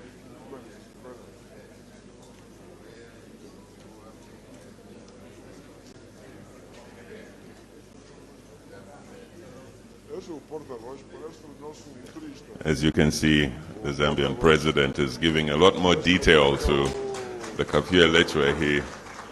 He had a lot of experience with this particular animal growing up in those plains. You heard him call himself a cattle man. So indeed encountered a lot of these animals, and you're sharing his vast knowledge about them. So that's the Cobus leche cafuensis, the Kafue Lechwe, endemic to Zambia, endemic to KAZA. And it's something indeed that I'm sure our guest heads of state will be very proud of, and will find a hallowed spot on their wall in the office for each one. Your Excellencies, ladies and gentlemen, we have come to the end of the summit. Just before we stand to pray and for the anthems of the African Union and the national anthem, allow me to make this announcement. The last thing that we will have is lunch. And so for the lunch, the presidents and the ministers from the visiting states, the ministers of Zambia and the visiting states, will be ushered for their lunch at the Royal Livingstone, which is just next door. So that is the presidents, their representatives, the cabinet ministers, that's from Zambia and the visiting states.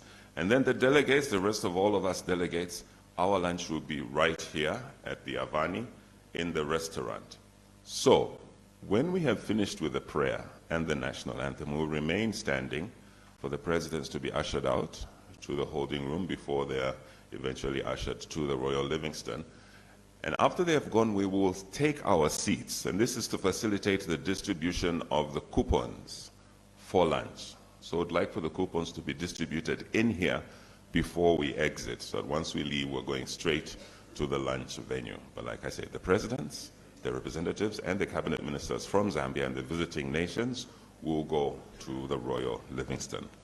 With that said, allow me to thank you once again for your attention throughout this summit.